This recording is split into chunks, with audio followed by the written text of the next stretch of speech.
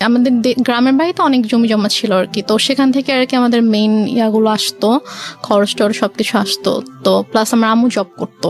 আব্বু অসুস্থ হওয়ার পর থেকেই মানে মোটামুটি বলা চলে যে আমার আম্মু একটু মানে বদলে যাওয়া শুরু করে। এটা কি বাবা অসুস্থ হয়ে যাওয়ার পরে হ্যাঁ, ফার্স্ট টাইম আপনারা নোটিস করলেন? আপনার বড় বোনের সাথে আপনার বয়সের ডিফারেন্স কত? আমার আপুর সাথে আমার 6 বছরের পার্থক্য। তার মানে উনি হচ্ছেন রাইট নাও 30 এবং আপনি হচ্ছেন 24। 24। ওকে, সো আপনি যখন 2.5 বছরের ছিলেন, আপনার বোন তখন বলা যেতে পারে 7 থেকে 8 বছর বয়স। 7 বছর এরকম। আচ্ছা, তো ওই সময় আপনার বাবা ফুললি হসপিটালাইজড? আব্বু ফুললি হসপিটালে। কি করতেন উনি, পেশায় কি ছিলেন? আব্বু অ্যাক্সিডেন্টের আগে ব্যাংকে জব করতেন। আচ্ছা, তো ওই সময় মা খারাপ আচরণ করা শুরু করলো? মানে আপুই বেসিক্যালি আমাকে পেলেছে আর কি ছোটবেলা থেকে আমাকে, কারণ আম্মু বেশিরভাগ সময় হয়তো জবের কারণে বাইরে থাকতো, আব্বু সিক ছিল, সব দায়িত্ব আম্মুকে নিতে হতো। ও, মাও তখন জব করতো? হ্যাঁ, আম্মু জব করতো। তো তখন থেকে আর কি আম্মু বাসায় আসলে দেখা যেত খুব অল্পতেই রেগে যেত, তারপর অনেক খারাপ ব্যবহার করতো। তো এগুলো নিয়ে আর কি আব্বুর সাথেও আম্মুর একটু ঝামেলা শুরু হয়ে যায় যে তুমি কেন বাচ্চাদের সাথে এরকম ব্যবহার করছো, এটা তো ঠিক করছো না তুমি। তো তখন থেকে আর কি বলা যায় যে আমাদের জীবনটা বদলে যাওয়া শুরু করে। আমরা অনেক হ্যাপি একটা ফ্যামিলি ছিলাম মোটামুটি। অ্যাক্সিডেন্টটা কিসের অ্যাক্সিডেন্ট হয়েছিল? অ্যাক্সিডেন্টটা হচ্ছে আব্বু গ্রামের বাড়িতে যাচ্ছিল, আমাদের বাসা থেকে গ্রামের বাড়িতে যাচ্ছিল। তো তখন আর কি একটা ট্রাক এসে টেম্পু টাইপের যে ইয়াগুলো থাকে না, গ্রামে একটা জায়গা থেকে একটা জায়গায় যায়, ওইরকম একটা গাড়িতে আব্বু ছিল আর কি। একটা ট্রাক এসে উপরে উঠিয়ে দেয়। গাড়ির যে স্টিয়ারিংটা থাকে, স্টিয়ারিংটা একদম আব্বুর পেটে ঢুকে যায়। ঢুকে মানে খুবই ডেঞ্জারাস অ্যাক্সিডেন্ট। আব্বুর শরীরে অনেক হাড্ডি ভেঙে যায়, তারপর হচ্ছে স্টিয়ারিং ঢুকে একদম আব্বুর পুরো পেট একদম মানে চিড়ে ফেরে জাস্ট সাইডে একটুখানি ঝুলে থাকে, এমন অবস্থা। পেটের ভিতরে যা কিছু ছিল সবকিছু বের হয়ে যায়, মানে খুবই মানে ডেঞ্জারাস একটা অ্যাক্সিডেন্ট। আব্বু বাঁচারই কথা না, রাইট? এখন আলহামদুলিল্লাহ আল্লাহ হায়াত দিয়েছিল জন্য আব্বু অ্যাক্সিডেন্টের পরে 14 বছরের মতো বেঁচে ছিল। বাট মানে যে অবস্থা ছিল আব্বু হাঁটতে পারতো না। আচ্ছা, আব্বুর 11 মাস পরে যখন আব্বুকে বাসায় নিয়ে আসা হলো, তখন আব্বু হাঁটতে পারতো না। আব্বু টোটালি হচ্ছে বিছানায় ছিল। তো আম্মু তখন আর কি আব্বুকে অনেক টেক কেয়ার করেছে। আব্বুকে হচ্ছে আমরা মানে যে ওয়াকার, বেবিরা যেরকম ওয়াকারে হাঁটে, আমরা ওরকম করে আব্বুকে নতুন করে আব্বুকে বসানো শিখাইতে হয়েছে, আব্বুকে দাঁড়ানো শিখাইতে হয়েছে, দেন ওয়াকারে করে আব্বুকে হাঁটাতে হয়েছে। তো তারপর যাই হোক অনেক বছর পার হলো। 2001-এ আমার বড় বোনের বিয়ে হয়ে যায়। আচ্ছা, আপুর খুব অল্প বয়সে বিয়ে হয়, তখন 14 বছর বয়স ছিল। তো মানে অনেক ভালো ছেলে পেয়েছিল, এই জন্য হয়তো মানে বিয়ে দিয়ে দেয় আর কি। 14 বছর বয়সে? হ্যাঁ, আপুর যখন 14 বছর বয়স। তারপর 2001-এ বিয়ে হয়। তারপর 2005-এ আপু দেশের বাইরে চলে যায় হাজবেন্ডের সঙ্গে। আপুর হাজবেন্ড দেশের বাইরে থাকতো। তারপর 2005-এ দেশের বাইরে চলে যাওয়ার পরে আমরা হচ্ছে তখন তো আমি একা একদম, আব্বু আম্মু আমি। এর মাঝে তো অনেক মানে কি বলবো, নিজের মা সম্পর্কে আসলে এভাবে কথাগুলো বলতেও আমার খারাপ লাগছে, তারপর বলতে হয়। 2005-এ আপু চলে যাওয়ার পর থেকে আর কি আম্মুর মানে ব্যবহারগুলো আরো বেশি খারাপ হওয়া শুরু করে আমার সাথে, আব্বুর সাথে। বাবা কি তখন জব করছে নাকি একদম ফুল বেড? বাবা বেসিক্যালি হচ্ছে যে অ্যাক্সিডেন্টের পরে বাবা জব করতো না, কারণ বাবা হাঁটা চলাই তো অনেক বছর করতে পারেনি। তারপর কি বাবার হচ্ছে যে কিছু মানে জায়গায় হয়তো টাকা দেওয়া ছিল বিজনেসের ইয়াতে, ওখান থেকে আসতো প্লাস বাড়ি থেকে আসতো, ওভাবেই আর কি আমাদের সংসার চলছিল। তারপর 2006 সালে আপনারা তখন কোথায়? আপনারা কি তখন ঢাকাতে নাকি? আমরা তখন ঢাকাতে না, আমরা তখন আমাদের বাড়িতে গেলেন কবে? বাড়িতে গিয়েছি আমরা হচ্ছে 1 বছর একটু বেশি সময় হচ্ছে ঢাকায় ছিলাম। আচ্ছা, তারপর হচ্ছে তখন থেকে আমরা বাড়িতে মানে 96-এর কি মাসে অ্যাক্সিডেন্ট করেছিল সেটা আমার মনে নেই, বাট আমরা হচ্ছে 13-14 মাসের মতো ঢাকায় ছিলাম। তারপরে আর কি আমরা বাড়িতে চলে যাই। বাড়ি কোথায় চলে গেলেন? আমাদের বাড়ি তো সিরাজগঞ্জ চলে গেলেন। আচ্ছা, তো সিরাজগঞ্জে মানে হচ্ছে আপনার বাবার বাড়িতে চলে গেলেন? না, আমাদের বাসা, আমরা যে বাসাটা তখন আমরা ভাড়া থাকতাম ওখানে। সো 1 বছর বাবার এখানে থেকে ট্রিটমেন্ট করাতে হয়েছে বাবাকে শুধুমাত্র? তারপর আমরা সিরাজগঞ্জে চলে যাই। তো ওখানে আমাদের বাসা ছিল, ওখানে আমরা যাই, গিয়ে ওখানে থাকি আর কি। আম্মু কিছুদিন পরে হচ্ছে জয়েন করে। আম্মু আগেও জব করতো, এই সেম জবটাতে আম্মু আর কি জয়েন করে। আচ্ছা, আর আব্বু হচ্ছে ওই টুকটাক মানে বেশি তো হাঁটাচলা করা নিষেধ ছিল, বলেছিল যে যতটা সম্ভব রেস্ট নিতে। তো আব্বু এরকম মানে জবে আর যাওয়া হয়নি, তো টুকটাক বিজনেস করতে ভাবে চলতো আর কি আমাদের। তো তারপর হচ্ছে 2006 সালে একটা ঘটনা আমি দেখি আর কি, মানে আমি ঘুমাচ্ছিলাম, তো ঘুম থেকে উঠে আমি যখন আম্মুর মানে বেডরুমের দিকে যখন আমি গেলাম, তো গিয়ে আর কি আমি খুবই আপত্তিজনক একটা আমি দেখি। সো তারপর থেকে আর কি আমার আম্মুর প্রতি আপনার বাবা কোথায় তখন? আমার আব্বু তখন বাইরে ছিল। বাইরে বলতে? বাইরে হচ্ছে আব্বু ওই ব্যবসার কাজে আব্বু বাইরে গিয়েছিল, একটা শপ ছিল ওখানে আব্বুর, তো ওই শপে গিয়েছিল আর কি। আচ্ছা, সো আপনি যে আপত্তিকর অবস্থাটা দেখলেন, এটা কি বেসিক্যালি আপনি ফার্স্ট টাইম নোটিস করলেন এরকম? হ্যাঁ, আমি ফার্স্ট টাইম নোটিস করলাম এরকম কিছু। তো তখন আপনি স্কুলে পড়েন? তখন আমি মেবি ক্লাস 7-এ পড়ি। স্কুলে পড়েন, হাই স্কুলে পড়েন? স্কুলে পড়ি তখন আমি। তো তারপর ওটা দেখার পর থেকে আম্মু তো প্রচন্ড ভয় পেতাম, মানে দেখা যেত যে আম্মু কিছু একটা বললে অথবা একটু জোরে কথা বললে আমি ভয় পেয়ে যেতাম, বুকের ভিতরে কাঁপুনি শুরু হয়ে যেত যে এখন কি হবে। তো তারপর ওই ঘটনাটার পর থেকে আমি জাস্ট রুমে ঢুকে যখন দেখেছি সাথে সাথে আমি রুম থেকে বের হয়ে গিয়েছি আর কি, আমি আমার রুমে চলে গিয়েছি। তো তার কিছুক্ষণ পরে আম্মু এসেছে আমার রুমে, তো এসে আমাকে বলছে যে যা দেখেছো সেটা যেন বাবাকে না বলা হয়, যদি বলো তাহলে কিন্তু তোমার খবর আছে। আচ্ছা, মা আপনাকে সবসময় এই ধরনের শাসনই করতো? শাসনই করলো বিষয়টা নিয়ে? হ্যাঁ, শাসনই করলো। তারপর আমি তো আমি আগে বলেছি যে আমি প্রচন্ড ভয় পেতাম আম্মুকে, তো আমি আর কিছু বলি না, বাবা আসার পরও কিছু বলি না। তো তারপর এভাবেই চলছিল। এরপরও আরো কয়েকবার আমি এরকম ঘটনা আমার চোখের সামনে হয়েছে, কারণ ওই দিনে আমি দেখার পর থেকে আসলে আম্মুরও একটা ভয় কেটে যায় যে হ্যাঁ আমি তো বাবাকে কিছু বলিনি, আমি কিছু বলবো না। তো আমার সামনে এরকম ঘটনা আরো অনেকবার হয়েছে, বাট আমি বাবাকে কিছু বলতে পারিনি আর কি। তো তারপরে গিয়ে আমরা 2007 সালে আমরা নিজেদের বাসা করি। তো সিরাজগঞ্জে, হ্যাঁ, নিজেদের বাসা করার পরে ওখানে আমরা শিফট হই। তো তারপর 2009 সালে হঠাৎ করে একদিন আমার আব্বু প্রচন্ড অসুস্থ হয়ে যায়। আমরা এখানে একটা বিরতি নিতে চাই প্রিয় শ্রোতা। আপনারা শুনছেন মিস্টার ম্যাঙ্গো ক্যান্ডি প্রেজেন্স জীবন গল্প। আপনারা শুনছেন রেহনুমার জীবন গল্প। রেহনুমা রাইট নাও 24 শুভ হয়ে থাকতো। তারপর আমি আমার রুমে চলে যাই। তো হঠাৎ করে প্রায় 10-15 মিনিট পর আব্বু চিৎকার করে আমাকে ডাকে। তো আমি ছুটে আব্বুর রুমে যাই। তো রুমে যাওয়ার পরে দেখি যে আব্বু বলছে আমার খুব খারাপ লাগছে, তুমি আমাকে বারান্দায় নিয়ে যাও। আচ্ছা। তো আমি আব্বুর রুম থেকে আব্বুকে ধরে বারান্দায় নিয়ে আসি। তো আব্বু যখন থেকে ব্যথা শুরু হয় তখন থেকে আব্বু জাস্ট বুকে হাত দিয়ে রেখেছিল, যেখানে ব্যথা করছিল। আব্বু বসতে পারছিল না, শুতেও পারছিল না, শোয়া হয়েছিল বিছানায়। তুমি আব্বুকে ধরে বারান্দায় নিয়ে যাওয়ার পরে আব্বুকে চেয়ারে বসিয়ে দিই। তো তারপর আব্বু বমি করে দেয়। তো বমি হচ্ছিল, তো মানে তখন আমি কান্না করতে করতে আম্মুর কাছে যাই যে আম্মু আসো, আব্বু তো বমি করছে, মরে যাক আমার কি, আমি পারবো না যেতে, আমাকে ডাকবা না। এটা আপনার মা বলে? আমার মা বলে। আচ্ছা। তখন আমি খুব কষ্ট পাই, কারণ মার চেয়ে আমি বাবার খুব কাছে ছিলাম, বাবাকে প্রচন্ড ভালোবাসতাম। এখানে একটা বিষয় বলি প্রিয় শ্রোতা, আমি বারবারই বলছি, আজকে যে ধরনের ডিসক্লেমার আমরা দিয়েছি সেই ডিসক্লেমারের জায়গায় আমার আরো বেশ কয়েকটা কথা বলার আছে আজকের অনুষ্ঠানে। আজকেই ওর যে গল্পটা, সেই গল্পের পুরোটা জুড়েই থাকবে ওর মাকে নিয়ে বলা অনেক কষ্টজনক অনেক কথাবার্তা। আমাদের সমাজে কিংবা আমাদের পুরো পৃথিবীতে যদি বলি, মা হচ্ছেন এমন একটি ক্যারেক্টার, মা হচ্ছেন এমন একটি স্বর্গীয় গিফট সন্তানের জন্যে, যেখানে কোনো লজিকই খাটে না। মা যা মা তাই, এখানে অন্য কোনো কিছু বলার সুযোগ নেই। সুতরাং আজকের এই পার্টিকুলার বিষয়কে কেন্দ্র করে আপনি আইদার পজিটিভ আইদার নেগেটিভ কোনো কিছুই ভাববেন না মার এই বিষয়টাকে নিয়ে। আমি বারবার আপনাদেরকে সতর্ক করছি। আপনারা বরং ভাবুন এটা, যে একটা মেয়ে পরিবারে এই ধরনের পরিবেশের মধ্যে বড় হয়ে সে আজকে কোথায় দাঁড়িয়ে আছে, কিভাবে ফাইট করছে। কারণ এই পার্টিকুলার একটা মাকে দিয়ে সমাজের অন্য সকল মাকে চিন্তা করার কোনো সুযোগ নেই। চিন্তা করতে গেলে আপনার এই গল্পটাকে ফেক মনে হবে, এক। আর 2 নম্বর সেটা হচ্ছে আপনি চিন্তা করতে গেলে ভয়ানক রকমের কষ্ট পাবেন। তবে হ্যাঁ, আমি ডেফিনেটলি শিওর যে আজকের এই গল্প শুনে অনেকেই হয়তো বা তার নিজের জীবনের গল্পটা খুঁজে পাবেন। কারণ এই ধরনের বিষয়গুলো মিডিয়াতে এত বড় হাইলাইট করা, এত বড় স্পেস দিয়ে মানুষকে সচেতন করা, মানুষকে ইন্সপায়ার করা, এটা আসলে রেডিওতেই ফার্স্ট হয়েছে।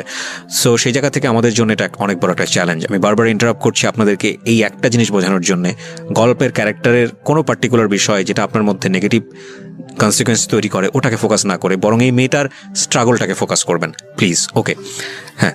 তারপর আমি মাকে ডাকতে চাইনি। তো তারপর আব্বু পরপর 3বার বমি করেছে। তো বমি করার পরে তারপর আব্বুকে নিয়ে আবার রুমে নিয়ে গিয়ে বিছানায় শুয়ে দিলাম। তারপর আব্বু আমাকে মানে হাত জোর করে মানে আমাকে বলছে যে আমাকে মাফ করে দিও।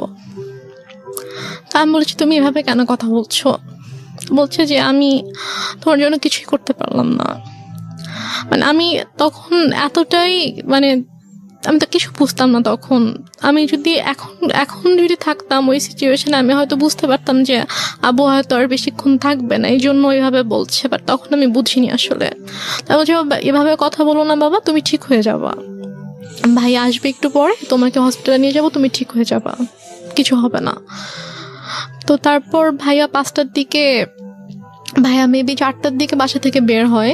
ওর বাসা থেকে তখন ঝড় বৃষ্টি থেমে গেছে, বাট স্টিল কোথাও অ্যাম্বুলেন্স নেই। তো ভাইয়া হেঁটে হেঁটে রাত 4টায় স্বাভাবিকভাবে একটা ছোট শহরে। ভাইয়াটা কোন ভাইয়া ছিল? ভাইয়া ওই যে আমি বললাম যে একটা কাজিনকে ফোন করছিলাম সে রাত থেকে। 4টা মানে কি ভোর 4টা? ভোর 4টা, হ্যাঁ। তো ভোর 4টায় ভাইয়া বাসা থেকে বের হয়ে যায়, হচ্ছে হসপিটালে যায়, সে কোনোভাবে কোনো অ্যাম্বুলেন্স ম্যানেজ হয় কিনা। এই সময়ের মধ্যে মা আসেনি রুমে? মা একবারও আসেনি। আচ্ছা। পরে একটা রিক্সায় আমি উঠি, আর একটা রিক্সায় বাবাকে নিয়ে ভাইয়া উঠে আব্বুকে হসপিটালে নিয়ে যাই। তো নিয়ে যাওয়ার পরে ওখানকার ডক্টররা চেক করার পরে বলছে যে একটা মাইনর স্ট্রোক হয়েছে। আচ্ছা। বাট যদি সময় মতো আনতে পারতাম হয়তো অবস্থা এখন খুবই মানে একটু ক্রিটিক্যাল হয়ে গেছে। আমরা দেখছি, হ্যাঁ আমরা দেখছি, বাট যদি রাতে আনতে পারতেন। জিজ্ঞেস করেছে যে কখন থেকে এরকম হচ্ছে, তো যখন আমি ডিটেল বললাম ডক্টরকে তখন বলছে যে রাতে আনা উচিত ছিল। তো বললাম আসলে রাতে এরকম সিচুয়েশন ছিল না যে আমি হসপিটালে নিয়ে আসবো আব্বুকে। তো তারপর ইসিজি করা হলো, সব চেক আপ করা হলো আব্বুকে। আব্বু সারা রাত তো ঘুমায়নি, তো আব্বুকে ঘুমের ইঞ্জেকশন দেওয়া হলো ঘুমানোর জন্য। তো 6:30টার দিকে আমি আম্মুকে ফোন করলাম, আব্বুর ফোনটা আমার কাছে ছিল। তো আমি আম্মুকে ফোন করলাম যে আম্মু এই ঘটনা, আব্বুর তো স্ট্রোক হয়েছে, তো ডক্টর এটা বলেছে। তো বলতেছে যে তুমি আমাকে কেন ফোন দিয়েছো, তোমার বাবা তুমি দেখো, আমাকে কেন বারবার ফোন দিয়ে বলতেছো। বলছে যে আম্মু আমি একা একা এখানে কি করব, তুমি আসবা না? বলতেছে যে না আমি আসতে পারবো না। এখন টাকা পয়সার একটা ব্যাপার ছিল, কারণ আমি আসার সময় তো আমি কোনো টাকা পয়সা নিয়ে আসিনি। ভাইয়া আর কি হসপিটাল মেডিসিন যা কিছু লেগেছে ভাইয়া এনেছে। তো তারপর আমি আম্মুকে বললাম যে আমার তো টাকা লাগবে, হসপিটালে তো টাকা লাগবে, তো টাকা লাগবে, তুমি তোর বাবাকে বলো কোথায় টাকা রেখেছে এসে নিয়ে যাও, আমি কিছু জানি না, আমাকে আর ফোন দিবা, আমাকে বিরক্ত করবা না।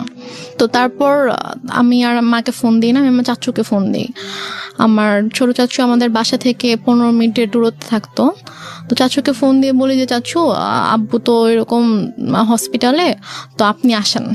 সে বলে যে আমি মাত্র ঘুম থেকে উঠেছি, আমার অফিস আছে, আমি এখন আসতে পারবো। তো তারপরে আর কি ডক্টররা হচ্ছে আব্বুকে কেবিনে শিফট করলো। ফার্স্টে তো এমার্জেন্সিতে ছিল, তারপর কেবিনে শিফট করার পরে আমি আবার প্রায় মনে হয় 8টার দিকে আম্মুকে ফোন করি, তুমি কি একটু স্যুপ অথবা রুটি সবজি একটু বানাতে পারবা আব্বুর জন্য? বলে কেন, আমি কেন বানাবো, তোমার দরকার থাকলে তুমি সে পানি নিয়ে যাও। কোন ক্লাসে পড়েন তখন আপনি? আমি তখন ক্লাস 9-এ পড়ি। ক্লাস 9-এ, ওকে। তো কি মনে করে আম্মু আবার প্রায় আধা ঘন্টা পরে ফোন দিয়েছে, ফোন দিয়ে বলছে যে একটু পরে তো বুয়া আসবে, তো বুয়া আসলে আমি বুয়াকে দিয়ে নাস্তা বানিয়ে পাঠিয়ে দিব। তো বললাম আচ্ছা ঠিক আছে। বুয়া আসছে পরে, হয়তো বুয়াকে দিয়ে নাস্তা বানিয়ে আম্মু নিজে এসেছে 9:30টার দিকে। এসে বলতেছে যে এই যে নাস্তা দিলাম, এখন আমি যাচ্ছি, আমাকে আর বিরক্ত করবা না, আমাকে আর ফোন দিবা না, কি করার তুমি করো, তোমার বাবার ড্রয়ারে টাকা আছে ওখান থেকে নিয়ে তুমি খরচ করো, আমাকে বিরক্ত করো না তুমি। তারপর ডক্টর বললো যে আব্বুর মোটামুটি অবস্থা ভালো, মানে স্টিল কিন্তু স্যালাইন চলছে। তারপর বললো যে এখন মোটামুটি ভালো আছে। তো আরেকটা কথা বলে রেখে, হসপিটালটা ছিল হচ্ছে আমার চাচির ভাইয়ের আর কি। আচ্ছা। তো ওই আঙ্কেল এসে বললো যে সেই হিসেবে আব্বুর আর কি একটু এক্সট্রা কেয়ার হচ্ছিল। তো তারপর 8টার দিকে ডক্টর এসে বললো যে এখন মোটামুটি ঠিক আছে, কোনো রিস্ক নেই। তো উনি ঘুমানোর তো ইঞ্জেকশন দেওয়া হয়েছিল, তো উনি ঘুমালে উনি বেটার ফিল করবে, আপনারা ওনাকে বেশি বিরক্ত করেন না, এটা বলছে আর কি। তো বলার পরে তো আম্মু বললো যে ঠিক আছে, আমি তো সারাদিন ছিলাম, আমি এখন চলে যাই, তুমি থাকো। আমার সাথে আমার একটা ভাগিনা ছিল, মানে ও আর আমি সেম এজেরই ছিলাম। তো আমি আর ও হসপিটালে ছিলাম, তো আম্মু চলে গেল। যাওয়ার পরে আমাকে আম্মু বাসায় চলে যাওয়ার, আমাদের হসপিটাল থেকে আমাদের বাসার দূরত্ব ছিল 5-6 মিনিট, রিক্সায় করে 5-6 মিনিট দূরত্ব ছিল। তো তারপর আম্মু বাসায় গিয়ে আমাকে ফোন দিয়েছে, ফোন দিয়ে বলছে তুমি বাসায় আসো, তুমি আমার যে ইয়াটা ছিল নাম ছিল মধু, বলছে তুমি আর মধু বাসায় আসো। তো আমি বলছি যে বাসায় কেন যাবো, আব্বু তো একা থাকবে। তো বলছে যে সমস্যা নেই, তুমি আসো, তোমার বড় খালামণি যাচ্ছে। আচ্ছা। তো আমি বললাম যে বড় খালামণি কেন আসবে, বড় খালামণিকে দেখলে তো আব্বু রেগে যাবে। মানে আমার বড় খালামণির সাথে আব্বুর একটু সমস্যা ছিল। আচ্ছা, সমস্যা ছিল বলতে যে মানে বড় খালামণির মানে বিহেভিয়ারের জন্য আব্বু বড় খালামণিকে পছন্দ করতো, এটা অ্যাভয়েড করতো আর কি। আচ্ছা, তো বলো যে আব্বু যদি রেগে যায় তখন আব্বুর জন্য তো এটা মানে খারাপ হতে পারে। একটু করে চোখ খুলেছে, তো খুলে বলছে মানে ইশারা করে বলছে যে না ঘুমাচ্ছি না। আম্মু তো আমাকে বাসায় ডেকেছে, আমি বাসায় যাচ্ছি, আমি গিয়ে চলে আসবো, বেশিক্ষণ থাকবো না, মা চলে আসবে, তুমি থাকো, আমি আসছি। তো আব্বু জাস্ট চোখ দিয়ে ইশারা করলো যে ওকে। তো দেন আব্বু একটু সাইডে ফিরে যখন ওদেরকে দেখেছে তখন আর কি আব্বুর মানে এক্সপ্রেশনটা চেঞ্জ হয়ে গিয়েছে আর কি। তো যাই হোক আমি তো চলে আসলাম বাসায়। এর মধ্যে আমি বাসায় আসার প্রায় 15-20 মিনিট পরে আমার খালা হচ্ছে আম্মুকে ফোন দেয়। ফোন দিয়ে বলে যে ভাইয়ের অবস্থা ভালো না, তুই তাড়াতাড়ি আয়। তা আমি শুনে বলতেছি যে আমি তো মাত্র দেখে আসলাম যে আব্বু চুপচাপ শুয়েছিল, আর ডক্টরও বলে গিয়েছে যে এখন ঠিক আছে, তো হঠাৎ করে কেন অসুস্থ হয়ে গেল? বলছে তো আমি জানি না, ঠিক আছে আমি গিয়ে দেখছি। তা আমি বললাম যে আমিও যাব, তোকে যেতে হবে না, তুই ফ্রেশ হয়ে খেয়ে দে তারপর আয়। ওকে। তো আমি অনেকবার রিকোয়েস্ট করলাম আম্মুকে যে আম্মু প্লিজ আমি যাই, আমি তোমার সঙ্গে যাই। বলছে না তুই যাবি না, তুই থাক, আমি যাচ্ছি। তো আম্মু চট করে রেডি হয়ে আম্মু গেল। তো আম্মু মেবি 3:30টার দিকে হসপিটালে গিয়েছে। তো যাওয়ার পরে আমি ফোন দিচ্ছি, ফোন ধরছে না। আমি ফোন দিচ্ছিলাম যে কি হয়েছে, এখন কি অবস্থা, আব্বু ঠিক আছে কিনা। তো যাই হোক আমি মাত্র খেতে বসেছিলাম আর কি। তো খেতে বসার সাথে সাথে আম্মু আমাকে ফোন দিয়েছে, ফোন দিয়ে বলছে যে ড্রয়ারে টাকা আছে, সবগুলো টাকা নিয়েই হসপিটালে আয়। আমি বলছি কেন, আব্বুর কি অবস্থা এখন?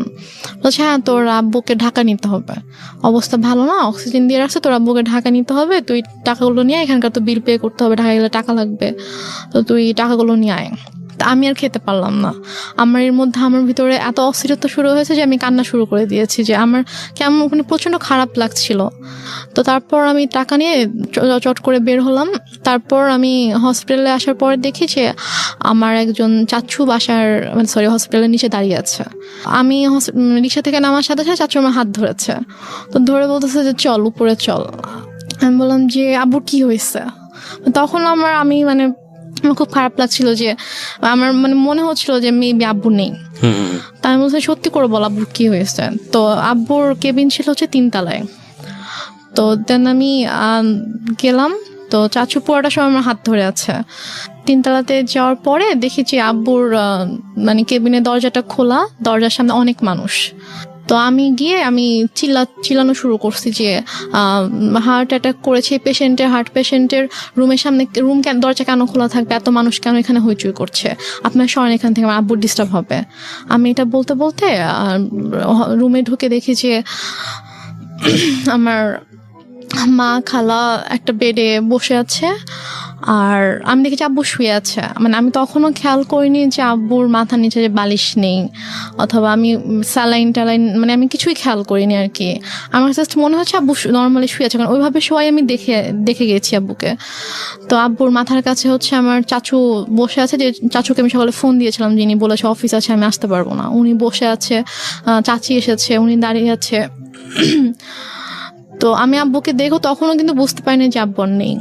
আমার বড় খালামণি হঠাৎ করে এসে আমাকে জড়িয়ে ধরে, তো জড়িয়ে ধরে আমাকে বলে যে কি একটা সর্বনাশ হয়ে গেল, তোরা তো এতিম হয়ে গেলি। উনি খুব জোরে চিৎকার করে করে কান্না করছে, আর উনি এভাবে বিলাপ করে করে বলছে কি সর্বনাশ হয়ে গেল, তোরা এতিম হয়ে গেলে এখন তোদের কি হবে। এটা যখন বলেছে তখন জাস্ট আমি আব্বুর দিকে তাকিয়েছি, তখন আমি খেয়াল করেছি যে আব্বুর মাথার নিচে বালিশ নেই। তো আমি আর আমার আব্বু মৃত মানুষকে ভয় পেতাম আর কি। আমাদের বাসার আশেপাশে বাসায় যদি কেউ মারা যেত, আমার আব্বু ওই বাসার সামনে দিয়ে 40 দিন যেতাম না। আমাদের একটা ধারণা ছিল যে মানুষ মরে গেলে ভূত হয়ে যায়, তারা এসে ভয় দেখাবে। আব্বুর ওই ভীতিটা ছিল, আমারও ওই ভীতিটা ছিল। আমরা ওই দিক দিয়ে না গিয়ে অনেকখানি ঘুরে যেতাম। তো বাট তখন আমার কোনো আমার মধ্যে কোনো ওই ভয়টা অথবা এরকম কিছুই নেই। আমি আব্বুর কাছে গিয়ে আমি আব্বুকে এভাবে ধাক্কা দিচ্ছিলাম যে আব্বু কি হয়েছে তোমার, তুমি ওঠো তুমি। তো আমার অনেকে এসেছিল তখন, আমার চাচি গিয়ে আমাকে ধরলো, আমার আরেকটা ভাই এসে আমাকে ধরলো, তো আমি ভাইয়াকে ধরে চিৎকার করে করে কান্না করছিলাম। বাট আমার আম্মুর একটু কান্না করেনি, আমার আম্মু চুপ হয়ে বসে আমাকে বলতেছে যে এভাবে কান্না করার কি আছে। Are you sure? আমাকে বলতেছে, আমি যখন আমাকে বসাই দিছে আম্মুর পাশে, আমাকে বসাই দিছে আমার ভাইয়া, তো বলতেছে যে এভাবে কান্না করতেছো কেন, এভাবে কান্না করার কি আছে, টাকা আনছো টাকা দাও। আমি জাস্ট অবাক হয়ে তাকিয়েছিলাম যে মানে সামনের বেডে আব্বু এভাবে পড়ে আছে আর সে আমার সাথে এভাবে কথা বলছে। তারপর আমি অনেকক্ষণ চুপ করে বসেছিলাম। তারপর আমার সাথে ব্যাগ ছিল, নিজেই আম্মু ব্যাগটা নিল, নিয়ে যে ভাইয়াটা সকালে আব্বুকে হসপিটালে নিয়ে আসছে ওকে বললো যে যা গিয়ে বিল পে করে হসপিটালে ঝামেলা শেষ করে একটা অ্যাম্বুলেন্স ঠিক কর, নিয়ে যেতে হবে। তো এর মাঝে আমার আপু ফোন করছে, আপু ঘুমায় ছিল, তো ঘুম থেকে উঠতে পরে ভাইয়া যখন বলছে যে আব্বু অসুস্থ হসপিটালে, তুমি আমাকে ফোন করো। আমার পাশে বসে ফোন ধরে বলতেছে যে তোমার আব্বুকে ঢাকায় নিয়ে যাচ্ছি আমরা। না, সেটা হয়তো আপনি ইজিলি ব্যাক করতে পারেন না, সেই জন্যই সে বলেছে, পরে হয়তো সময় নিয়ে বলবে। আমি বলি এটা কেন বলেছে, আমি শুনলেই বুঝতে পারবেন। তো তারপর হসপিটালে আমিও গেলাম ভাইয়ার সাথে ফর্মালিটিস করতে। তো ও টাকা পে করার পরে তো ওদের আব্বুর যেটা ফাইল ছিল, লাইক হচ্ছে সকাল থেকে হচ্ছে যে টেস্টগুলো হয়েছে, প্রেসক্রিপশন, এগুলোর একটা ফাইল থাকে। তো প্লাস হচ্ছে দুপুরে হচ্ছে ডক্টর রেফার করে দিয়েছিল ঢাকায় যে হসপিটাল ডক্টরের কাছে, মানে সব পেপারসের যে একটা ফাইল ছিল। তো হসপিটাল থেকে নর্মালি বিল পে করার পর ওই ফাইলটা তো দিবে। তো ভাইয়া যখন জিজ্ঞেস করেছে যে ফাইল কোথায়, তখন বলছে যে ফাইল তো এসে নিয়ে গিয়েছে। তো বলছে যে ফাইল কে নিয়ে গিয়েছে, আমরা তো কেউ ফাইল নিইনি। তো বলেছে যে ডক্টর যখন রুমে গিয়েছে, অক্সিজেন যখন দেওয়া হয়েছে পেশেন্টকে, তখন আপনাদের একজন রিলেটিভ এসেছিল, এসে বলেছে যে অমুক কেবিনের অমুকের ফাইলটা ডক্টর চেয়েছে, আমরা তো দিয়ে দিয়েছি। তো উপরে গিয়ে ভাইয়া সবাইকে জিজ্ঞেস করলো ওখানে যারা যারা ছিল, তো কি সবাই বলতেছে যে না আমি তো নিইনি। তো ফাইলটা যাই হোক পাওয়া গেল না। তারপর অ্যাম্বুলেন্সে করে আব্বুকে আমাদের বাসায় নিয়ে আসা হলো। তো বাসায় নিয়ে আসার সাথে সাথে দেখি যে আম্মু ওদিকে ফোন টোন দিয়ে সব অ্যারেঞ্জমেন্ট করে ফেলেছে যে মানে যত তাড়াতাড়ি পসিবল মাটি দিতে হবে।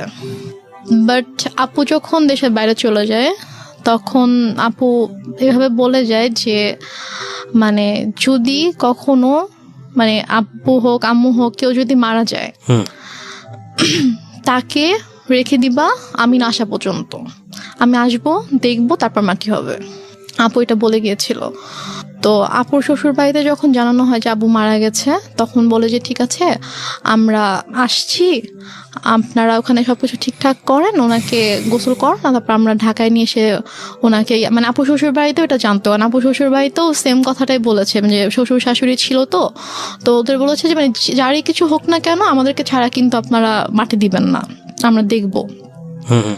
তো ওইভাবে আপুর শ্বশুরও ফোন দিয়ে বলে যে ঠিক আছে ভাইজানকে নিয়ে আসতে হবে ঢাকায়, নিয়ে এসে আমি ব্যবস্থা করছি। এখানে বারডেমে সম্ভবত ছিল, হিমাগার আছে, তো ওখানে বলো যে ওখানে রাখবো, আমি সব ব্যবস্থা করে আমি আসছি।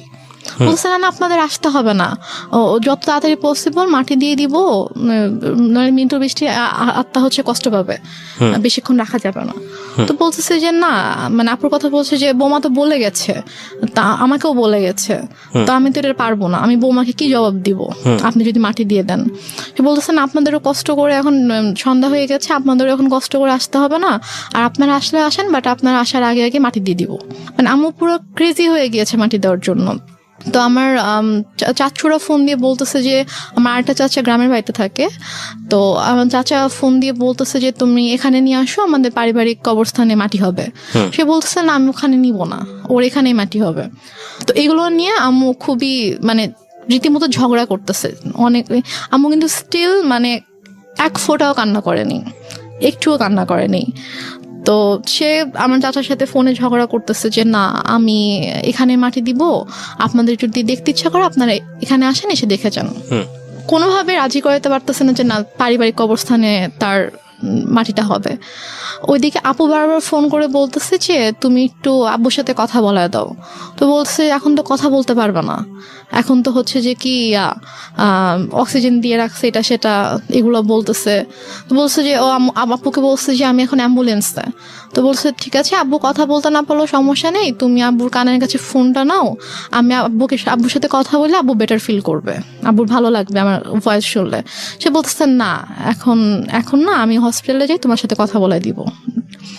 তো এভাবে ওদিকে আপুকে এভাবে হ্যান্ডেল করতেছে, তারপর হচ্ছে আমার চাচার সাথে ঝগড়া করতেছে এবং মাটি দেওয়ার জন্য খুবই পাগল হয়ে গেছে। মানে আপনার কথা অনুযায়ী যদি আপনি সবকিছু মেনে নেই তাহলে বলতে হবে যে সে এককভাবে সিদ্ধান্ত নিচ্ছে, একটা স্বেচ্ছাচারী আচরণ যেটাকে বলে। সে কারো কথাই শুনছে না। লাইক একজন মহিলার যে হাজবেন্ড মারা গেলে তার যেরকম বিহেভিয়ার থাকা উচিত ওরকম কিছু ছিল না আমার মাঝে। অনেক বেশি ডেসপারেট ছিল to establish her decision. Yeah exactly. Okay.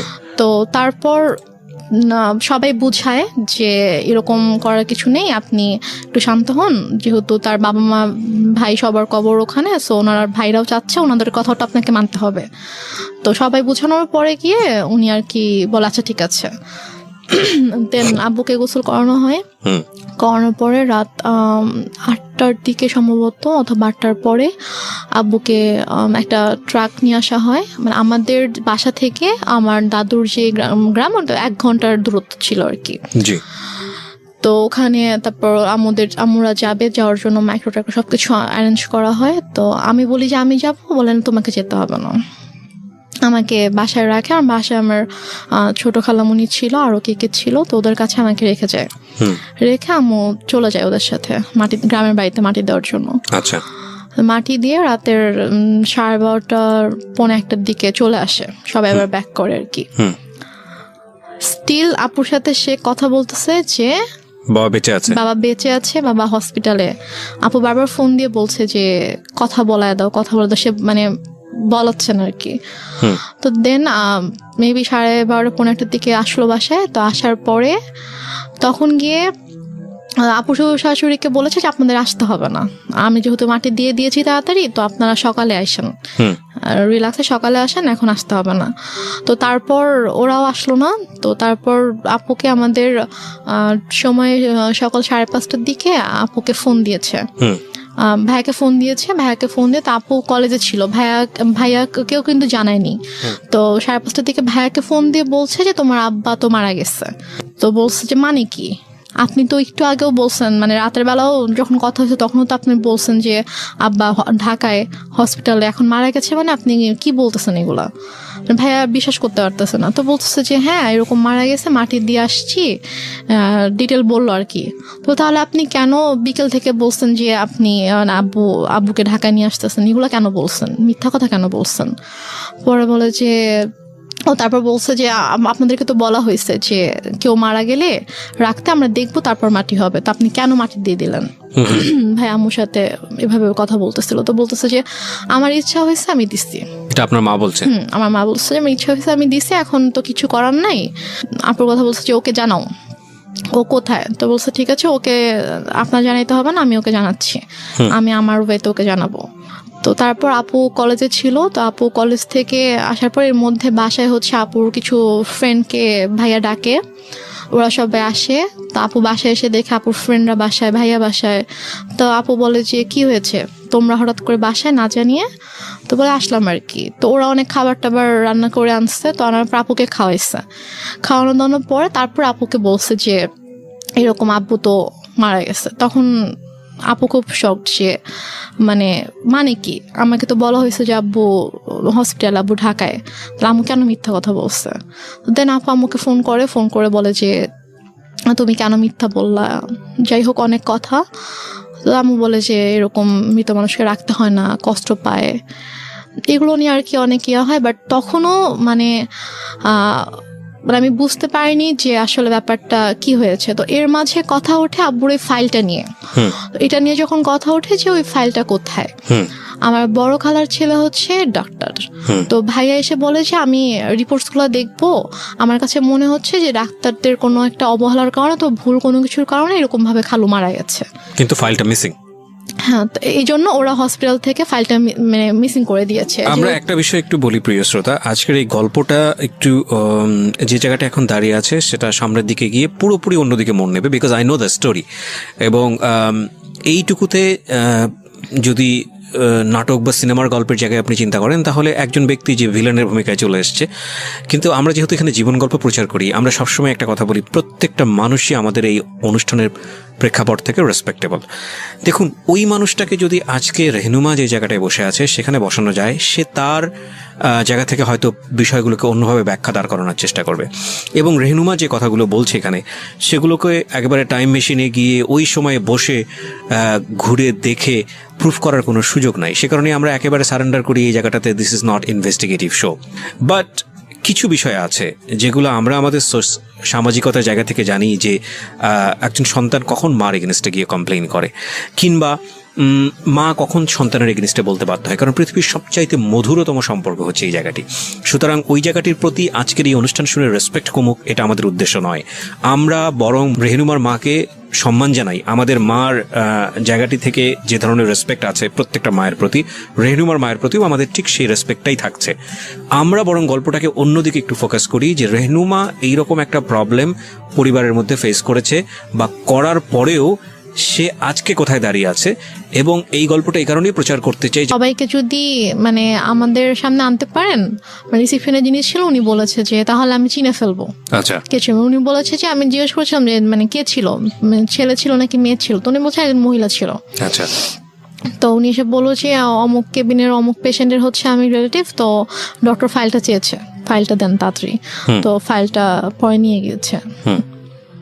তো যাই হোক, তো তারপর এটা নিয়ে আর কোনো ইয়া হয়নি। আম্মুকে যখন বললাম যে চলো তাহলে আমরা সবাইকে নিয়ে যাই ওখানে যেদিন ছিল, বলছে যে না, আমরাই তো ছিলাম, আমরা তো কেউ যাই নাই।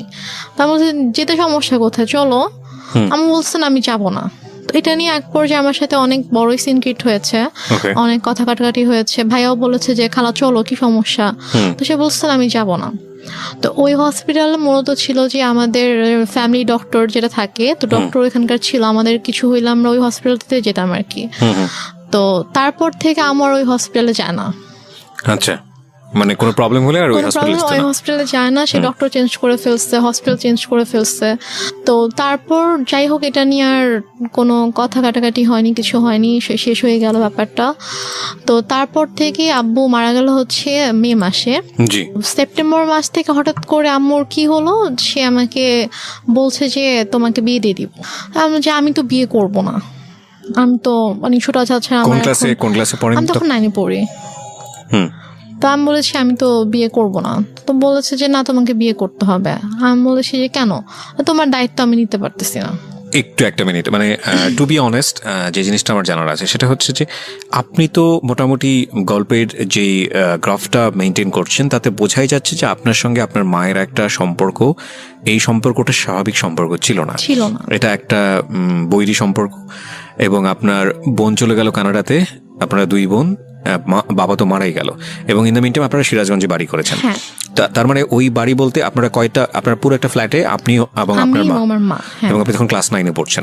2-3টা বিষয় এখানে নোট করার মতো প্রিয় শ্রোতা। একটা হচ্ছে যে ওর মার বয়সও কিন্তু তখন অনেক অল্প বয়স, 1। 2 নম্বর হচ্ছে যে মা সাথে সন্তানের সম্পর্কটা স্বাভাবিক না, এবং শুধু ওর সাথে না, ওর কথা অনুযায়ী ওর বড় বোনের সঙ্গে স্বাভাবিক না। এবং ও যে বিষয়গুলো দেখেছে সেটার পরে ওর সাথে ওর মার একটা সম্পর্কে ভীষণ রকম দূরত্ব তৈরি হয়েছে মানসিকভাবে, সেটাই স্বাভাবিক। অ্যান্ড সবচেয়ে বড় ইম্পর্টেন্ট যে বিষয়টা সেটা হলো যে ও ক্লাস 9-এ পড়ে, তার মানে হচ্ছে তখন ওর বয়ঃসন্ধিকাল চলছে। সো বয়ঃসন্ধিকালটা হচ্ছে কোনো ছেলে এবং কোনো মেয়ের জন্য সবচেয়ে ডেঞ্জারাস টাইম। ওই সময়টাতে রাতারাতি দেখবেন একটা ছেলে এবং একটা মেয়ের মধ্যে বেশ কিছু জিনিসের পরিবর্তন আসে, শারীরিক পরিবর্তনের পাশাপাশি ভয়ঙ্করভাবে মানসিক পরিবর্তন আসে। এবং এই জন্যই দেখবেন যে ক্লাস 7-8-এ চলে গেলে হঠাৎ করে ছেলেরা কিংবা মেয়েরা ধাম করে বড় হয়ে যায়। এই যে ব্যাপারটা, এই স্টেজটা কিন্তু খুব মারাত্মক, এবং এটাকে খুব সফটলি ডিল করা উচিত। এই ডিল করার জায়গাটাতে মা কিংবা বাবা মা বা কাছের বন্ধুদেরকে অনেক বড় একটা ভূমিকা পালন করতে হয়। তো সেই জায়গাটিতে এই মেয়েটিরও এক ধরনের রাফ আচরণ হলেও হতে পারে, যেটা মায়ের সঙ্গে আমি ঠিক জানি না। আমি কোশ্চেনটা করতে চাই একটা, যেটা হচ্ছে যে আপনার বড় বোনের খুব অল্প বয়সে বিয়ে হয়েছিল যেটা আপনি বলছিলেন, তো সে কারণে কি ফ্যামিলি ট্রেডিশন এটা ছিল যে ঠিক আছে আপনাকেও বিয়ে দিয়ে দিক না নির্ঝঞ্ঝাট? এরকম কিছু ছিল না, বরং উল্টো তো হওয়া উচিত, কারণ যেহেতু আপনাকে বিয়ে দিলে আপনার মা একা হয়ে যাবে একদম, একা হয়ে যাবে। সো আপনাকে বরং বিয়ে একটু বয়স হলেই দেওয়াটা স্বাভাবিক। আমি বরং যেটা দেখতে পাচ্ছি যে উল্টো ছিল, তার মানে আপনার আচরণ কি এমন ছিল আপনার মায়ের প্রতি যে আপনার মা আপনাকে সহ্য করতে পারছে না? এরকম কিছু ছিল না, কারণ আচ্ছা। আমি প্রথম থেকে বলে আসছি যে আম্মুকে দেখে প্রচন্ড ভয় পেতাম। ধর আম্মু কোনো কিছু নিয়ে যদি কোনো কিছু বলতো একদম মানে চুপ হয়ে যেতাম, কখনো যে তর্ক করা অথবা ওইভাবে ঝগড়া করা এরকম কিছু, অথবা উল্টে পাল্টা কোনো জবাব দেওয়া এরকম কখনোই কিছু ছিল না। ওই কয়েকটা মাস আমার মানে এমন কেটেছে যে আব্বুর জন্য আব্বুকে এত বেশি মিস করতাম এবং ওই রাতটার কথা মনে পড়ে। এই যে এই ফিলিংসটা নিয়ে যদি আরেকটা মানুষ আপনার পাশে দাঁড়াতো তাহলে মনে হতো যে না এই মানুষটা আমার কাছের মানুষ, হ্যাঁ, সেটা। যেটা আপনার মার কাছ থেকে আসার কথা ছিল।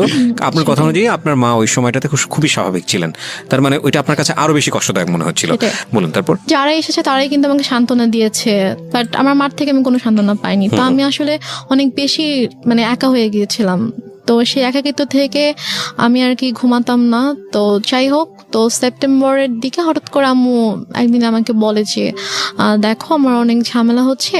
ব্যাপারটা এরকম না যে আম্মু আমার দায়িত্ব নিতে পারছে না, যে আমার জন্য আম্মুর খরচ হচ্ছে, আমার খরচ কিন্তু আপুই পাঠাতো। তো সে আমাকে বলছে যে না আমি তোমাকে রাখতে পারবো না, আমি তোমার দায়িত্ব নিতে পারছি না, তোমাকে বিয়ে দিয়ে দিব। তা আমি বলি ঠিক আছে, আমি আপুর সাথে কথা বলতে চাই, তোমার যদি খুব বেশি সমস্যা হয় তাহলে আমি আপুকে বলি, আপু আমাকে হোস্টেলে পাঠিয়ে দিক। আচ্ছা।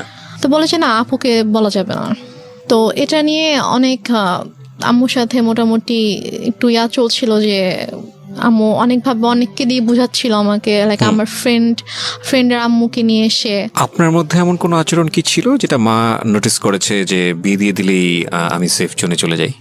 আমার মধ্যে আচরণ বলতে আমি তো বাসা থেকে লাইক বের কোনো হতাম না। মেল ফ্রেন্ডের সঙ্গে না। টাইম পাস করা, যেহেতু বাবা নাই সো ডেসপারেটলি মাকে অ্যাভয়েড করে অন্য কোনো দিকে যাওয়া? না না, আমার ওরকম কোনো মেল ফ্রেন্ড ছিল না যাদের সাথে হয়তো আমি বাইরে, আমি গার্লস স্কুলে পড়তাম, তো আচ্ছা। আমার ওরকম মেল কোনো ফ্রেন্ড ছিল না। ওকে। তো আমার যা ফ্রেন্ড ছিল, আমার যে বেস্ট ফ্রেন্ড ছিল ও আমাদের পাশের বাসারই ছিল আর কি। ওকে। ও আরেকটা কথা বলি যে আমরা যে এলাকাটায় বাসা করেছিলাম ওইখানে আমার জন্ম হয়, মানে আমার যখন জন্ম হয় তখন আমরা ওই এলাকাতেই থাকতাম, বাট ভাড়া থাকতাম। তো পরবর্তীতে গিয়ে আমরা ওখানে বাসা করেছিলাম। জি। তো আমার যে ছোটবেলার বন্ধুগুলো ছিল তো ওরা ওখানকারই ছিল। তো সেই হিসাবে জাস্ট ওদের আম্মুকে নিয়ে এসে আম্মু আমাকে বুঝাচ্ছিল যে মানে বিভিন্নভাবে মোটিভেট করার চেষ্টা হ্যাঁ, করছিল। motivate করার ওকে। চেষ্টা করছিল। তো এর মাঝে যেটা হয় যে অক্টোবর মাসে আমার দুসম্পর্ক আত্মীয় হঠাৎ করে আম্মু বলে যে ওরা আসবে। আম্মু অনেক আয়োজন করতেছিল, বাজার টাজার করছে, রান্না করতেছে, তারপর আন্টি আসছে, মানে আমার বান্ধবীর মা আসছে, বোন আসছে। তো বাসার মধ্যে একটা উৎসবের মতো একটা ব্যাপার যে অনেক রান্না বান্না হচ্ছে, সব গুছাচ্ছে। তো আমি তখনও বুঝতে পারিনি যে গেস্ট গুলা কার অথবা কেন আসছে, মানে আপনাকে দেখতে আসছিল। Okay. এক্স্যাক্টলি। তো তারপর তারা আসলো, আসার পরে আমাকে তাদের সামনে, আমি তো যাবই না, কোনোভাবেই যাব না, আমাকে জোর করে নিয়ে গেল। তো নিয়ে যাওয়ার পরে তো আমি গিয়ে যখন দেখলাম যে কে ছেলে, কারণ আমি হচ্ছে আমাদের বললাম যে দুসম্পর্ক আত্মীয় ছিল, তো আমি ছেলের বড় ভাইকে চিনতাম, আমাকে মামা বলে রাখতাম। জি। তো তারই ভাই, সে সিঙ্গাপুরে থাকতো এবং সে অনেক টাকা পয়সার মালিক ছিল। এবং ছেলেটা মানে মানুষের সবাই আল্লাহর সৃষ্টি, কারো চেহারা নিয়ে আমি খারাপ কথা বলতে চাই না, তো বলতেও হয় না। তারপর আমি জাস্ট বলছি যে ছেলেটা অনেকটা লম্বা ছিল, লাইক সে দেখতে এক কথায় যে সে যে নিগ্রোদের মতো ছিল, নিগ্রোদের যেরকম অনেক কালো হয়, যে ওরা দেখতে যেরকম হয় এক্স্যাক্টলি দেখতে ওরকম ছিল অনেকটা। তো আমি জাস্ট গেলাম, যাওয়ার পরে আমি যখন দেখলাম, তো দেখে আমি সাথে সাথে তো আমি রুম থেকে চলে আসছি। ওকে। তারপর আম্মু আমার রুমে আসলো যে তুমি এরকম বেয়াদবের মতো উঠে কেন চলে আসলা। আমি বললাম যে আমি ওখানে কেন থাকবো, তুমি তো আমাকে জোর করে নিয়ে গিয়েছো, আর তুমি ছেলের অবস্থা দেখছো কিরকম। তো পরে বলতে বিষয়টা কিরকম, ছেলেটাকে পছন্দ হলে আপনি বিয়ে করে ফেলতেন? না, পছন্দ হলে যে বিয়ে করতাম সেটা না, আমি বলছি যে তোমার কি মানে এতটুকু মানে নেই যে তুমি এরকম একটা ছেলের সাথে আমাকে বিয়ে দেওয়ার জন্য নিয়ে আসছো, মানে তোমার রুচিবোধে কিভাবে এটা করলো যে তুমি এরকম একটা ছেলের সাথে আমাকে বিয়ে দিবা, এরকম একটা ছেলের সাথে তুমি আমাকে বিয়ে দিতে চাও। আচ্ছা। এই জন্য আর কি ছেলেকে পছন্দ হলে যে আমি বিয়ে করতাম, ব্যাপারটা এরকম না, কারণ বিয়ের কোনো চিন্তা ভাবনা আমার মাথায় ছিলই না। তো তারপর তো আমি ওখানে আর গেলাম না, ওদের সামনে আর গেলাম না, আম্মু অনেক ফোর্স করলো। দেন ওরা বিকেলে চলে গেল। তো যাওয়ার পরে আমাকে ওই আমার আন্টি তারপর আম্মু সবাই মিলে বোঝাচ্ছে যে সোনার চামচ হচ্ছে বাঁকা হলেও ভালো, ছেলে না হয় দেখতে একটু খারাপ বাট স্টাবলিশড একটা ছেলে, সিঙ্গাপুরে অনেক কিছু করেছে, তার অনেক টাকা পয়সা, তো সমস্যা কি? ওকে, ছেলে বয়স অনেক বেশি ছিল, 40 আপ ছিল। আপনি তখন ক্লাস 9 এ আমি পড়েন? তখন ক্লাস 9 এ পড়ি। মানে 14 থেকে 15 বছর বয়স সর্বোচ্চ। তো তারপর গিয়ে যাই হোক, এটা নিয়ে আমি বললাম যে আমি কোনোভাবেই বিয়ে করব না, আমি আমাকে আপুর সাথে কথা বলতে দাও, আমি এখান থেকে চলে যাবো, আমি তোমার কাছে থাকবো না, কিন্তু আমি বিয়ে করবো না। আচ্ছা, বাট আম্মু কোনোভাবে আপুর সাথে আমাকে কথা বলতে দিচ্ছে না। ফাইন, আমরা এই জায়গাটা একটা বিরতি নিতে চাই প্রিয় শ্রোতা। গল্পের মোড়টা কিন্তু ঘুরে গিয়েছে এবং গল্পের মোড় আরো ঘুরতেই থাকবে। রাত 2টো পর্যন্ত আপনার সঙ্গে আমরা আছি। আপনারা শুনছেন মিস্টার ম্যাঙ্গো ক্যান্ডি প্রেজেন্স জীবন গল্প। রেহনুমা হচ্ছে আজকে আমার গেস্ট। আমি আরজি কিবরিয়া আপনার সঙ্গে রয়েছি এবং ঢাকা এফএম সারা বাংলাদেশ ব্যাপী এই মুহূর্তে কান পেতে আছেন আপনারা, আমরা জানি। দেশের প্রত্যন্ত অঞ্চল থেকে আপনারা আমাদেরকে শুনতে পাচ্ছেন। প্রতিটি জীবন গল্পই কোনো না কোনোভাবে আমাদেরকে কোনো কিছু শেখায়। এক একটা গল্প আমাদেরকে এক একটা পথ তৈরি করে দেয় এবং আমি খুব খুশি হই যখন আমি দেখি যে বিভিন্ন জায়গা থেকে ফোন আসে এবং আমাকে বলে যে ভাইয়া ওই জীবন গল্পটা আমার জীবনটাকে চেঞ্জ করে দিয়েছে। আসলে আমরা যদিও বলি এটা একটা এন্টারটেইনিং শোতে ফিলিংস অনেক বড় একটা ফ্যাক্ট। মনের মধ্যে ধাক্কা দিতে হবে যে কখনো দুঃখ, কখনো আনন্দ। মানে এই ছেলেটা অ্যারেঞ্জ ম্যারেজই ছিল? অ্যারেঞ্জ ম্যারেজই ছিল। কি করতো ছেলেটা তখন? হচ্ছে মানে ওদের ফ্যামিলি বিজনেস ছিল। এমনি এডুকেশন ওই সময়টা তোর? ও বিবিএ কমপ্লিট করেছিল। ওকে, আপনি ক্লাস 9 এ পড়েন? হ্যাঁ। ছেলেটাই বা আপনাকে বিয়ে করলো কেন বা রাজি হলো কেন? I don't know. সে আমাকে পছন্দ করতো, ইভেন আমার আগে থেকে পছন্দ করতো। তো আমাকে আমার বান্ধবীর মাধ্যমে বলেছিল যে ওকে আমার অনেক ভালো লাগে, ওকে একটু বল। তো আমার ফ্রেন্ড আমাকে বলেছিল যে ভাইয়া তো তোকে পছন্দ করে, তো মানে রিলেশনশিপে যাবি কিনা অথবা এরকম আমাকে বলেছিল। তো আমি বলেছি না, আমি এরকম কোনো কিছুতে যাব না। তো তারপর আর কি সে এবং মানে মাঝে মাঝে হয়তো আমার ফ্রেন্ডের ফোনের মাধ্যমে তার সাথে আমার কয়েকবার কথা হয়েছিল যে আবু মারা যাওয়ার পরে আর কি, যে ভাইয়া তোর সাথে কথা বলতে চেয়েছে। তো তারপর কথা হয়েছে। তো সে আমাকে অনেক পছন্দ করতো। আমারও ভালো লাগতো, আমারও যে ভালো লাগতো না সেটা না, কিন্তু আমি আসলে এরকম ভাবে কোনো রিলেশনে যাওয়ানোর মতো অবস্থা ছিলাম না আর কি। তো যাই হোক, নভেম্বরের 28 তারিখে আমার বিয়ে হয়ে যায়। তারপর আমি ঢাকায় চলে আসি, ওরা সবাই ঢাকায় থাকতো। হাজবেন্ডের নাম কি ছিল? ওর নাম ছিল শাহেদ। তো তারপরে আমরা ঢাকায় চলে আসার পরে আর কি আমি ওদের ফ্যামিলি সবাই ছোট ছিলাম। মানে হচ্ছে ওর যে বড় বোনের, ওরা 3 ভাই 2 বোন ছিল। তো ওর বড় বোনের যে মেয়ে, ও আমার বড় ছিল। মানে আমাদের বাসা সবার ছোট, সেই হিসাবে আমাকে সবাই খুব আদর করতো। তো ওরা মোটামুটি জয়েন্ট ফ্যামিলি ছিল, মানে বাবা মা, ওর বড় ভাই ভাবি, তাদের বেবি প্লাস ও আমি, আমরা। তো ফার্স্টে আমি ও বাসায় আসার পরে ওর ভাই যেটা করে যে ওর মা একটু অন্যরকম ছিল। মানে ফার্স্টে এসে আমাকে ওইভাবে অ্যাকসেপ্ট করতে পারেনি যে ছেলের পছন্দে বিয়ে করেছে।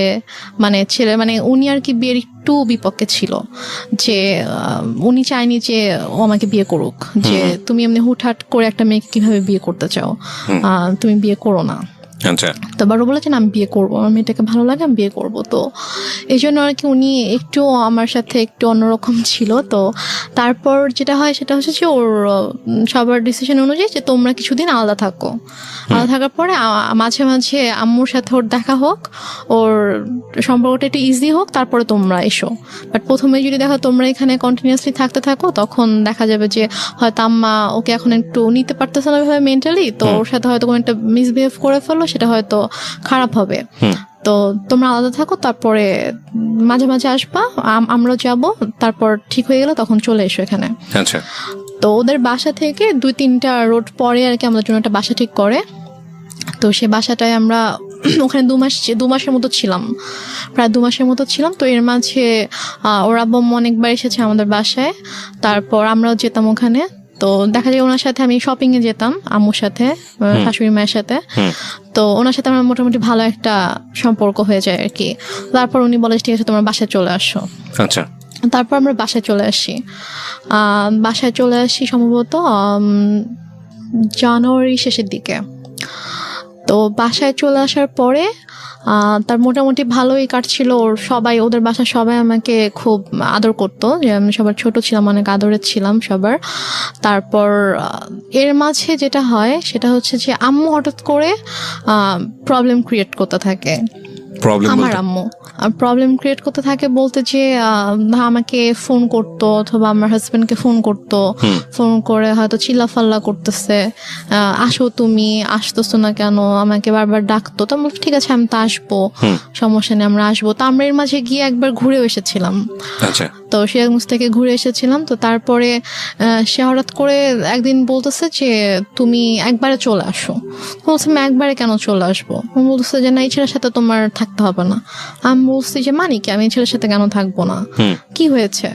বলছে যে না, তুমি চলে আসো, আমি এই ছেলের সাথে সংসার করতে দিব না, তোমার ডিভোর্স করাই দিব।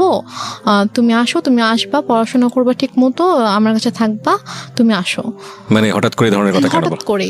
আচ্ছা। তা আমি তখন বললাম যে আম্মু, তুমি নিজেই তো আমাকে বিয়ে দিয়েছো, তুমি নিজেই তো রাখতে চাওনি আমাকে, তাহলে এখন যেহেতু আমার একজনের সাথে বিয়ে হয়েছে, আমি এখানে সাথে একটা ফ্যামিলির সাথে আমি অ্যাড হয়েছি, এবং তার সাথে আমার ধীরে ধীরে ওরকম ভালো একটা বন্ডিং তৈরি হয়ে গিয়েছে, ওর ফ্যামিলি সবার সাথে আমার একটা ভালো বন্ডিং তৈরি হয়ে গেছে, এখন তো তুমি এটা বলতে পারো না। তো সে আমাকে নানাভাবে ফোর্স করতে থাকে। তো সে এর মাঝে সে যেটা করে, সে সিরাজগঞ্জ থেকে ঢাকায় আসে। তো ঢাকায় এসে সে আমার শ্বশুরবাড়িতে অনেক হাঙ্গামা ক্রিয়েট করে ফেলে। লাইক সে এসে চিল্লি করতেছে যে আমার মেয়েকে আমি নিয়ে যাব, তোমরা কেন আটকায় রাখছো, তোমরা আমার মেয়ের ব্রেন ওয়াশ করছো, আমার মেয়েকে নিয়ে যেতে দাও, আমার ছোট মেয়ে, বাচ্চা মেয়ে, আমি ওকে তোমাদের কাছে রাখবো না, এগুলো বলতে থাকে। আমি তো যাব না, আমাকে অনেক ফোর্স করতে থাকে, তুই চল। আমার হাত ধরে টেনে বাসা থেকেও বের করে নিয়ে যায়, দরজা খুলে আমাকে বাইরেও বের করে নিয়ে যায় যে তুই চল, তোকে আমি এখানে থাকতে দিব না। তারপর গিয়ে আমার শাশুড়ি, তারপর আমার যা, ওরা গিয়ে আর কি আমাকে নিয়ে আসে যে আন্টি এরকম করেন না, আর বসেন শান্তভাবে আমরা কথা বলি। তো সে কোনোভাবে শান্ত হয় না, সে জাস্ট একটাই কথা, আমার মেয়েকে আমি রাখবো না। তারপর সে বলে যে না, আমরা তো ওকে যেতে দিব না। তো সে অনেক তর্কাতর্কির পরে সে রাগ করে বাসা থেকে বের হয়ে যায়। বেরোর সময় বলে যায় যে এনি হাও আমি আমার মেয়েকে নিয়ে যাব। দেখো, একটা কথা বলি রেহনুমা, আমি তুমি করে বলে ফেললাম, কারণ তুমি আমার বয়সে অনেক জুনিয়র হবা। একটা যেটা হচ্ছে যে গল্প না বিশ্বাস করার জন্য একটা মজবুত ভিত্তির প্রয়োজন হয়। একটা হচ্ছে যে তোমার মা নিজেই ইন্সপায়ার হয়ে বিয়ে দিচ্ছে। বিয়ের কয় মাসের পরের এই ঘটনা? বিয়ের হচ্ছে 3 মাস পর। বিয়ের 3 মাসের মধ্যে এমন কি ঘটলো যে সেখান থেকে আবার তোমাকে নিয়ে আসতে চাচ্ছে? আমি গল্পটা তো বিশ্বাস করতে হবে সামহাও। এটা ভাই আমি কথা বলতে থাকলে আপনি যখন আমার পুরো গল্পটা শুনবেন তখন আমি হয়তো বুঝতে পারবো, শেষ পর্যন্ত যখন আপনি শুনবেন তখন আপনি বুঝতে পারবেন যে প্রথম থেকে শেষ পর্যন্ত, আমার বাবার মৃত্যু থেকে একদম আমার শেষ পর্যন্ত, আজকের দিন পর্যন্ত কি ঘটেছে, কেন ঘটেছে, এটা আপনি নিজেই বুঝতে পারবেন। ফাইন। সো প্রিয় শ্রোতা, আমার মনে হয় একটু ধৈর্য ধরে আপনারা শুনুন। ওকে, বল। তো তারপরে আম্মু ওখানে এসে সিনকেট করার পর আমরা সবাই আর কি মানসিকভাবে একটু আপসেট হয়ে পড়ি। তো তারপর আর কি আমার শাশুড়ি বলে যে চলো আমরা কিছুদিন ঢাকার বাইরে থেকে ঘুরে আসি। তো আমার শ্বশুর বাড়ি ছিল ফেনীতে। তো তারপর আমরা ফেনীতে যাই, আমি কখনো যাইনি বিয়ের পরে ওদের গ্রামের বাড়িতে। তো তারপর আমাকে ফেনীতে নিয়ে যায়, আমি আমার হাজব্যান্ড, শ্বশুর শাশুড়ি, আমরা সবাই যাই। তো যাওয়ার পর ওখানে মোটামুটি ছোটোখাটো একটা অনুষ্ঠানের মতো করে আর কি, বউ দেখানোর জন্য। তো তারপর ওখানে আমি আমার শ্বশুর শাশুড়ির সাথে 15 দিনের মতো ছিলাম। তো এর মাঝে যেটা হয়, আম্মু ওদের সব রিলেটিভস লাইক ওর চাচা, চাচি, মামা, খালা, ফুপু, যত রিলেটিভ আছে সবার নাম্বার কিভাবে কালেক্ট করে ফেলে। কালেক্ট করে সবাইকে ফোন দিয়ে সে বলে যে শাহেদ ভালো না, আমার মেয়ে, ছোট একটা বাচ্চা মেয়েকে ও বিয়ে করছে, বিয়ে করে এখন ওকে টর্চার করতেছে, ওকে মারতেছে। তারপর আমার হচ্ছে চাচা শ্বশুরের ছেলেকে ফোন দিয়ে বলে যে উনি হচ্ছে পুলিশের ডিআইজি। তো ওনাকে ফোন দিয়ে কমপ্লেন করে যে আপনার ভাই আমার মেয়েকে টর্চার করে, আমি তো আপনাদের নামে মামলা করব। তো স্বাভাবিকভাবে সে যেহেতু আইনের একজন তো সে বলে যে আমি যতটুকু জানি আমার ভাই এরকম কিছু করার কথা না, ঠিক আছে আপনি যেহেতু আমার কাছে কমপ্লেন করেছেন আমি ব্যাপারটা দেখবো। তো উনি তারপর আমার হাজব্যান্ডকে, আমার শ্বশুর শাশুড়িকে কথা বলে, ওনার সাথে কথা বলে বলে যে কি হয়েছে। তখন বলতেছে যে তুমি আমাদের কথা বিশ্বাস করবো না, তুমি বৌমার থেকে শুনো যে আমাদের কোনো দোষ নেই অথবা আমরা কিছু করি নাই, ওর মা এরকম সিন ক্রিয়েট করতেছে। ওর মা একটু অন্যরকম, ওর মাই এরকম ঝামেলা করতেছে, আমাদের ওর থেকে শোনো। তো ভাই আমার সাথে কথা বলার পর ভাইয়াকে বলি যে ভাইয়া এরকম কোনো সমস্যা নেই, শাহেদ আমার সাথে কোনো খারাপ ব্যবহার করেনি, আমাকে কখনো মারেনি, আর ওর সাথে আমার অনেক ভালো সম্পর্ক, কিন্তু আম্মু চাচ্ছে না যে আমি ওর সঙ্গে থাকি, এই জন্য আম্মু এরকম সিনকিটগুলো করছে, আপনি কিছু মনে করেন না। আমি খুবই সরি আমার মার পক্ষ থেকে, এবং ওদের ফ্যামিলি সবার কাছে আমি খুব মানে সরি বলি যে আমার জন্য আপনাদেরকে এত কিছু সহ্য করতে হচ্ছে। মানে ওদের কাছে কন্টিনিউয়াসলি সবার থেকে ফোন আসতে থাকে, ওদের সব রিলেটিভসরা ওদেরকে ফোন দেয় যে কি তোমরা নাকি বউ আটকে রেখে বউকে পিটাচ্ছ। তো সে যেটা করে যে ওদের মানে বাসার যে থানা ছিল ওই থানায় ফোন করে, থানার ওসিকে ফোন করে, ফোন দিয়ে বলে যে অমুক মানে অ্যাড্রেস বলে যে অমুক বাসার মধ্যে আমার মেয়েকে আটকে রাখছে, আমার মেয়েকে আমার কাছে আসতে দিচ্ছে না, আমার মেয়ে অনেক কান্নাকাটি করতেছে আমাকে ফোন দিয়ে, আপনারা প্লিজ ওখানে যান, গিয়ে আমার মেয়েকে আমার কাছে পাঠিয়ে দেন। তখন ওরা বলে যে এটা তো অমুক স্যারের বাড়ি, তো স্যারের ফ্যামিলিতে তো এরকম হওয়ার কথা না, আমি আপনার কথা বিশ্বাস করতে পারছি না, ঠিক আছে আমাকে এটা দেখতে হবে। তো উনি দেন আমার ওই যে ভাসুরকে ফোন করে, ডিআইজি যিনি ওনাকে ফোন করে বলে যে স্যার এরকম একজন ফোন দিয়েছিল, এখন আমি কি করব, আমি কি যাবো আপনাদের বাসায়? তখন বলে যে আমার বাসায় যাওয়ার কোনো দরকার নেই, উনি আমাকেও ফোন দিয়েছিল, আমি কথা বলেছি, এরকম কিছু নেই, তুমি চাইলে তুমি যেতে পারো, গিয়ে আমার ভাইয়ের বোর কাছ থেকে শুনে আসতে পারো যে এরকম কিছু হয়েছে কিনা। তো সে বলে না স্যার আমি এটা দরকার মনে করছি না, তো উনি আর আসে না। তো তারপর গিয়ে তো ওই ভাইয়া যখন জানায় আমার হাজবেন্ডকে, তখন ও বলে যে অনেক হয়েছে, মান সম্মান নষ্টের একটা লিমিট থাকে, ফ্যামিলি সবার সামনে তো করেছিল, এখন এখানেও করছে, তো তুমি একটা কাজ করো, যেহেতু মা যেহেতু এত করে চাচ্ছে যে তুমি ওনার কাছে গিয়ে থাকো, তুমি যাও, তুমি গিয়ে তার কাছে গিয়ে একটু বুঝা বলো যে এরকম কেন করতেছে, তুমি কিছুদিন তার কাছে থাকলে হয়তো তার ভালো লাগবে। আচ্ছা, এটা বলে সে? হ্যাঁ, এটা বলে। তো বলে সে, ও ঢাকায় ছিল, আমি ফেনীতে ছিলাম, তো ঢাকা থেকে ফেনীতে আসে, এসে আমাকে ঢাকায় নিয়ে দেন একদিন পরে আমাকে সিরাজগঞ্জে দিয়ে আসে আম্মুর কাছে। তো ওই যে আমি গেলাম, আমাকে আম্মু আর আসতে দেয় না, সে আমার হাজবেন্ডকে আসতে দেয় না, আমাকে বলে যে নিয়ে যাবো, 15-20 দিন ছিলাম, থাকার পর থেকে তো সবাই ফোন দিচ্ছে, শাশুড়ি ফোন দিচ্ছে, শ্বশুর ফোন দিচ্ছে যে ওকে পাঠান, ওকে নিয়ে আসুক। তো তারপর গিয়ে আমি আম্মুর কাছে থাকা শুরু করলাম। তারপর আমার হাজবেন্ডের সাথে অলমোস্ট মানে 3-4 মাসের মতো আমার দেখা হয়নি, কারণ আম্মু না আমাকে যেতে দিচ্ছিল ঢাকায়, না হচ্ছে ওকে আসতে দিচ্ছিল। ও আসতে চলে বলতেছিল যে আমার কিন্তু মানে ছোট মেয়ে, ওর কিন্তু 18 বছর হয়নি, নাবালক মেয়ে, আমি কিন্তু তোমার নামে মামলা করে দিব, এই ধরনের কথা বলেন। হ্যাঁ, এই ধরনের হুমকি। কিন্তু যখন আপনাকে বিয়ে দেওয়া হয়েছিল সেই সময়টাতে পেপারে কি মা সাইন করেনি? না, মা সাইন করেনি। বিয়েটা কিভাবে হয়েছিল? বিয়েটা হয়েছিল হচ্ছে বাসায় কাজী এসেছিল, তো কাজী বিয়ে পড়িয়েছিল, মানে সাইনও নিয়েছিল, কাবির নামে সাইনও নিয়েছিল, তারপর ওখানে 4 জন সাক্ষীও ছিল, কিন্তু মার সাইন ছিল কিনা অথবা করেছিল কিনা সেটা আমার ঠিক মনে নেই, তো মনে হয় না মা সাইন করেছিল। কারণ পরে যখন আমি যখন পেপারস দেখেছিলাম তখন দেখেছি ওখানে যে সাক্ষীদের সাইন ছিল, আমার আর আমার হাজবেন্ডের সাইন ছিল। সাক্ষী ছিল হচ্ছে ওর 2 জন আঙ্কেল ছিল সাক্ষী, আর আমার পক্ষ থেকে আমার একটা মামা আর আমার একটা ভাইয়া ছিল। ফাইন, এখানে একটা বিষয় জড়িত আছে, ওর ফ্যামিলি থেকে কি লোকজন এখানে এসেছিল? হ্যাঁ। তোর ফ্যামিলির পক্ষ থেকে ওর বাবা মা কেউ সাইন করেনি পেপারে? না, ওর বাবা মা আসেনি বিয়েতে। কেন আসেনি? বাবা মা আসেনি, বাবা তখন অনেক অসুস্থ ছিল, আর ওর মা তো রাগ করেছিল জন্য ওর মা আসেনি। Renuma, this is totally unbelievable, cause অসুস্থ হলে তো বিয়েটা পিছিয়ে যাওয়ার কথা। বিয়েটা অসুস্থ ছিল বলতে উনি হচ্ছে প্যারালাইসিস ছিল, তো উনি তো চাইলেই উনি মুভ করতে পারতো না, বাট ওর মার আসার কথা, বাট ওর মাকে ওরা কোনোভাবেই কনভিন্স করতে পারেনি। ওকে, ফাইন। তো ওর ভাই বোন, তারপর হচ্ছে ওর আঙ্কেল আন্টিরা সবাই এসেছিল। তো ওই ফার্স্ট রিলেটিভ যে হয় তারই তো সাইন করার কথা ডকুমেন্টসে। দেনমোহর কত ছিল? দেনমোহর আমার ঠিক মনে নাই, সম্ভবত 5 লাখ ছিল। আপনার ফার্স্ট বিয়ে অথচ আপনার দেনমোহরটা মনে নাই, এটা মানুষ কিন্তু সহজভাবে নিবে না, কারণ it's a very sensitive story, that's why I am asking. এবং আপনার পক্ষ থেকে তো আপনার মার অবশ্যই সাইন থাকার কথা, যেহেতু আপনার মাই ইন্সপায়ার করছে বিয়েটা দেওয়ার জন্য, সো ওনারও সাইন নাই। তার মানে লজিক্যালি যদি আমি যাই তাহলে এখানে ওনার বিয়েতে মত ছিল না, এটা প্রথম থেকেই বোঝা যাচ্ছে, যদিও আপনার কথা অনুযায়ী বিষয়টা একদম ডিফারেন্ট। ওকে, 3 মাসের মধ্যে এত বড় কি ঘটনা ঘটে গেল যে কারণে মা তাকে নিয়ে আসবে, যেটা আমি আপনি একটু আগে বলেছেন যে পুরো গল্পটা শুনলে হয়তো বা জিনিসটা পুরোটা বুঝে যাবে। ওকে, সো আমাদের এখানে একটা ডিলেমা তৈরি হচ্ছে প্রিয় শ্রোতা, বাট আমরা এখনই কোনো রেজাল্টে না যে আমরা একটু সামনের দিকে যাই, দেখি লজিক্যালি মেলে কিনা। হ্যাঁ, তারপর কি হলো? তারপরে হচ্ছে আমার ওদের ফ্যামিলি থেকে সবাই আম্মুকে ফোন করতো, আম্মুকে বোঝানোর চেষ্টা করতো যে আমরা আসি সামনাসামনি কথা বলে ঠিক করার চেষ্টা করি যে দেখি ঠিক হয় কিনা, আপনি কেন এরকম করছেন। তো বাট আম্মু বলেছে আমি এই বিষয়ে কোনো কথাই বলবো না, মানে একটাই কথা ছিল তার যে আমি আমার মেয়েকে সংসার করতে দিব না, আমি আপনার ছেলের সাথে রাখবো না। তো এদিকে আমার সাথেও কথা বলতে দিত না, লাইক আমার ফোন আম্মু আমার থেকে নিয়েছিল, আমার ফোন আমার কাছে রাখতে দিত না। আমার হাজবেন্ড ফোন করতো আম্মুর ফোন করলে আমাকে কখনো দিত কখনো দিত না। তো আমি অনেক কান্না করতাম, আমার মন অনেক খারাপ থাকতো যে আমি ওখানে যেতে চাই। আমি আম্মুকে অনেক ইভেন আমি আম্মুর পায়ে ধরেও কান্না করেছি, আম্মু তুমি কেন এরকম করছো আমাকে বলো। সে আমাকে কোনো কারণও বলতো না যে কেন সেরকম করছে। আমি বলছি আম্মু তুমি তো আমাকে বিয়ে দিয়েছো, এখন যখন আমি একটা জায়গায় গিয়েছি আমার বিয়ে হয়েছে, আমি আমার হাজব্যান্ডকে অনেক ভালোবাসি, আমি ওর ফ্যামিলির সাথে অনেক ভালোভাবে মিশে গিয়েছি, তো এখন কেন তুমি সবাইকে এরকম কষ্ট দিচ্ছ, আমাকে কেন তুমি কষ্ট দিচ্ছ আম্মু।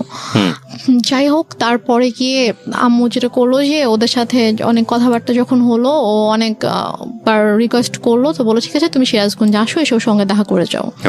তো দেন আমার হাজব্যান্ড অলমোস্ট 4 মাস পরে আমাদের বাসায় আসে, সিরাজগঞ্জে আসে। তো এসে সে আমার সঙ্গে দেখা করে, তো তখন আম্মুর সাথে কথা বলে। ও আর আমি দুজনে আম্মুর কাছে গিয়ে আম্মুর পায়ের কাছে বসে আম্মুকে বলি যে ও বলে যে আম্মু আপনি কেন এরকম করতেছেন, বলেন আপনি আমি কি কোনো দোষ করেছি অথবা আমার কোনো ভুল হয়েছে যে আপনি কেন ওকে আমার থেকে দূরে রাখতেছেন, আপনি কেন এরকম করতেছেন।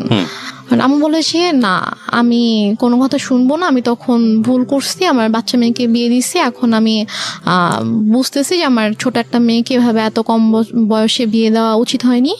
এখন আমি চাই সে পড়াশোনা করবে, পড়াশোনা শেষ করে এস্টাবলিশড হবে, দেন সে চাইলে তার পছন্দ অনুযায়ী কাউকে বিয়ে করবে, কিন্তু আমি যেটা ভুল করেছি আমার সেই ভুলটা শুধরাতে হবে। সে ওর সাথে সায়দার সাথে অনেক রুড বিহেভ করে। আপনি কি করেন ওই সময়টাতে? আমি জাস্ট তখন আমি ওকে নিয়ে আমার রুমে চলে আসি, এসে বলি যে তুমি এখান থেকে চলে যাও, এভাবে অপমানিত হওয়ার কোনো মানে হয় না, তুমি চলে যাও, তোমার আশা লাগবে, আমি যদি আম্মুকে বুঝাতে পারি আমি চলে আসবো। আপনাদের আর কোনো আত্মীয়স্বজন ছিল না আশেপাশে যারা আপনাদেরকে বিয়ে দিয়েছে, তারা কোনো স্টেপ নিচ্ছিল না? কেউ তো কিছু জানতো না, আর আপুর সাথে তো আমার টোটালি কথাবার্তা ওরকম কথা হতো না, কারণ আপুকে আম্মু বলেছিল যে আম্মু আমাকে বিয়ে দেয়নি, আমি নিজের ইচ্ছে বিয়ে করেছি, এবং আমি পালিয়ে গিয়েছিলাম, সেখান থেকে আম্মু আমাকে নিয়ে এসে আমাকে বিয়ে দিয়েছে। ওই জন্য আপু রাগ করে আমার সাথে কথা বলতো না আর কি।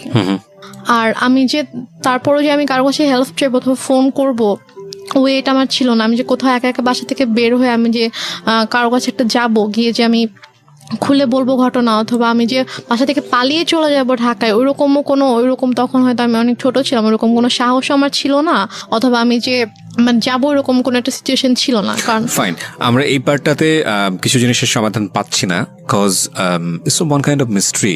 আরেকটা বিষয় সেটা হলো যে ছেলে তো ম্যাচিউর ছিল, তো ছেলে যদি ম্যাচিউর থাকে তাহলে ছেলের একটা, এবং মেয়েরও দেখলাম যে ওখানে আমাদের রেহনুমারও একটা ইচ্ছা ছিল, শাহেদ ম্যাচিউর, রেহনুমার ম্যাচিউর বয়স যে নেওয়ার জন্য ট্রাই করছে আমাকে।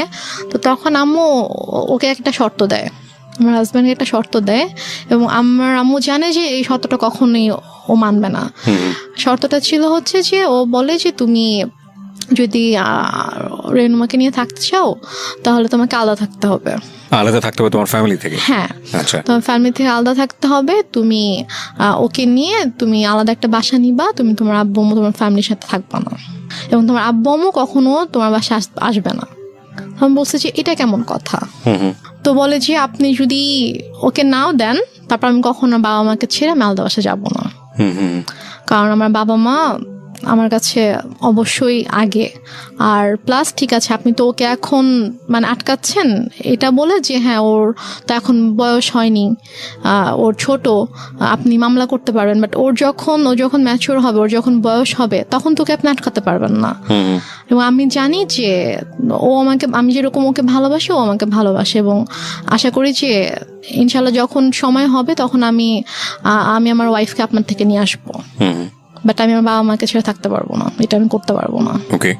তারপর যেটা হয় যে ওর সাথে আমার তো কাছে তো ফোন ছিল না, ওর সাথে যোগাযোগ একমাত্র ওয়ে ছিল আম্মুর ফোন। তো আম্মুর কাছ থেকে ফোনটা নিয়ে ওকে ফোন করার জন্য অনেক রিকোয়েস্ট করতে হতো, অনেকবার ফোন দেওয়ার পরে হয়তো আম্মু আমাকে ফোন দিত। তো এইভাবে আর কি যোগাযোগ ছিল। তো এক পর্যায়ে যেটা হয় যে ও মাসে হয়তো একবার আসতো, দুবার আসতো, এসে আমার সাথে দেখা করে জাস্ট চলে যেত ঢাকায়।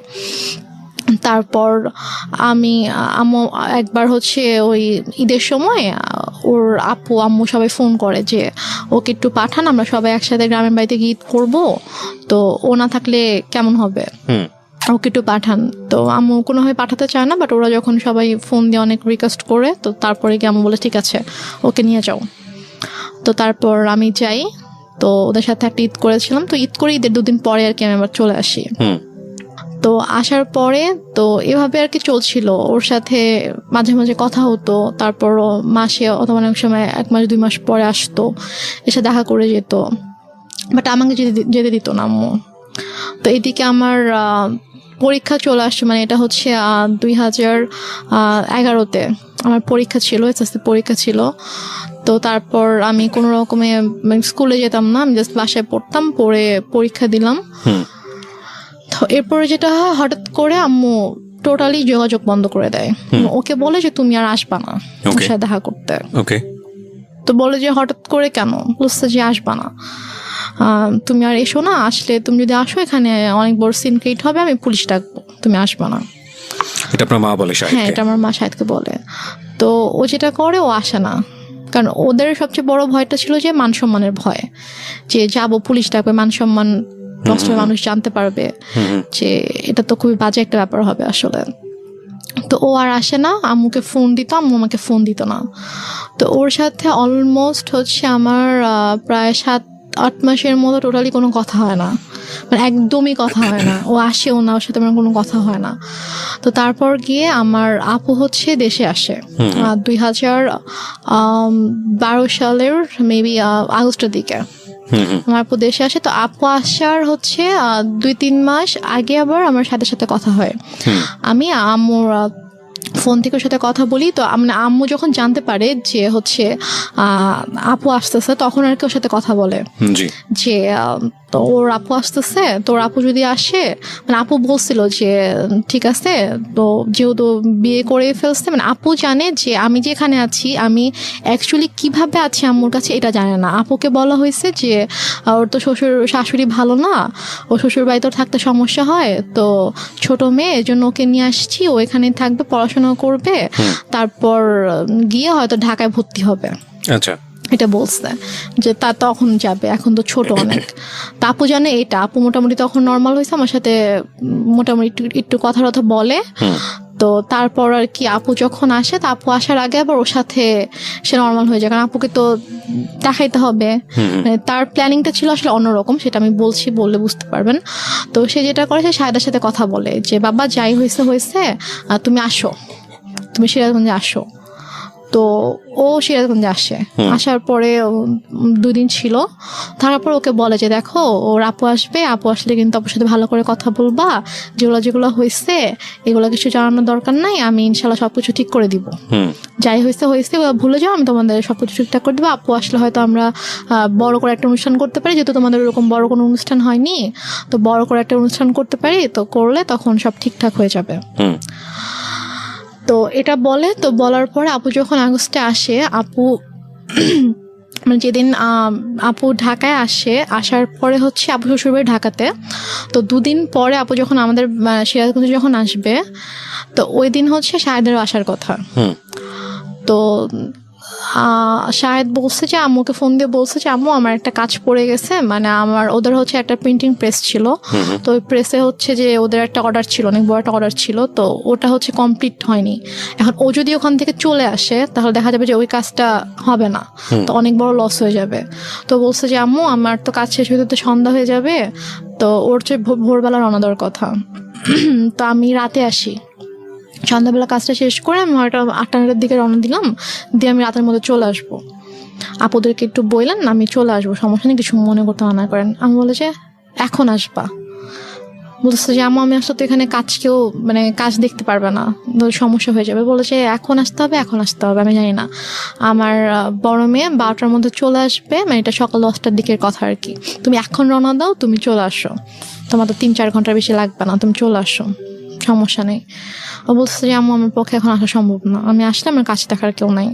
তো এটা নিয়ে অনেক তর্কাতর্কি হয়। তো হওয়ার পরে লাস্টে গিয়ে আম্মু ওকে বলে যে তোকে আমি এখন বলছি তুই এখন আসবি।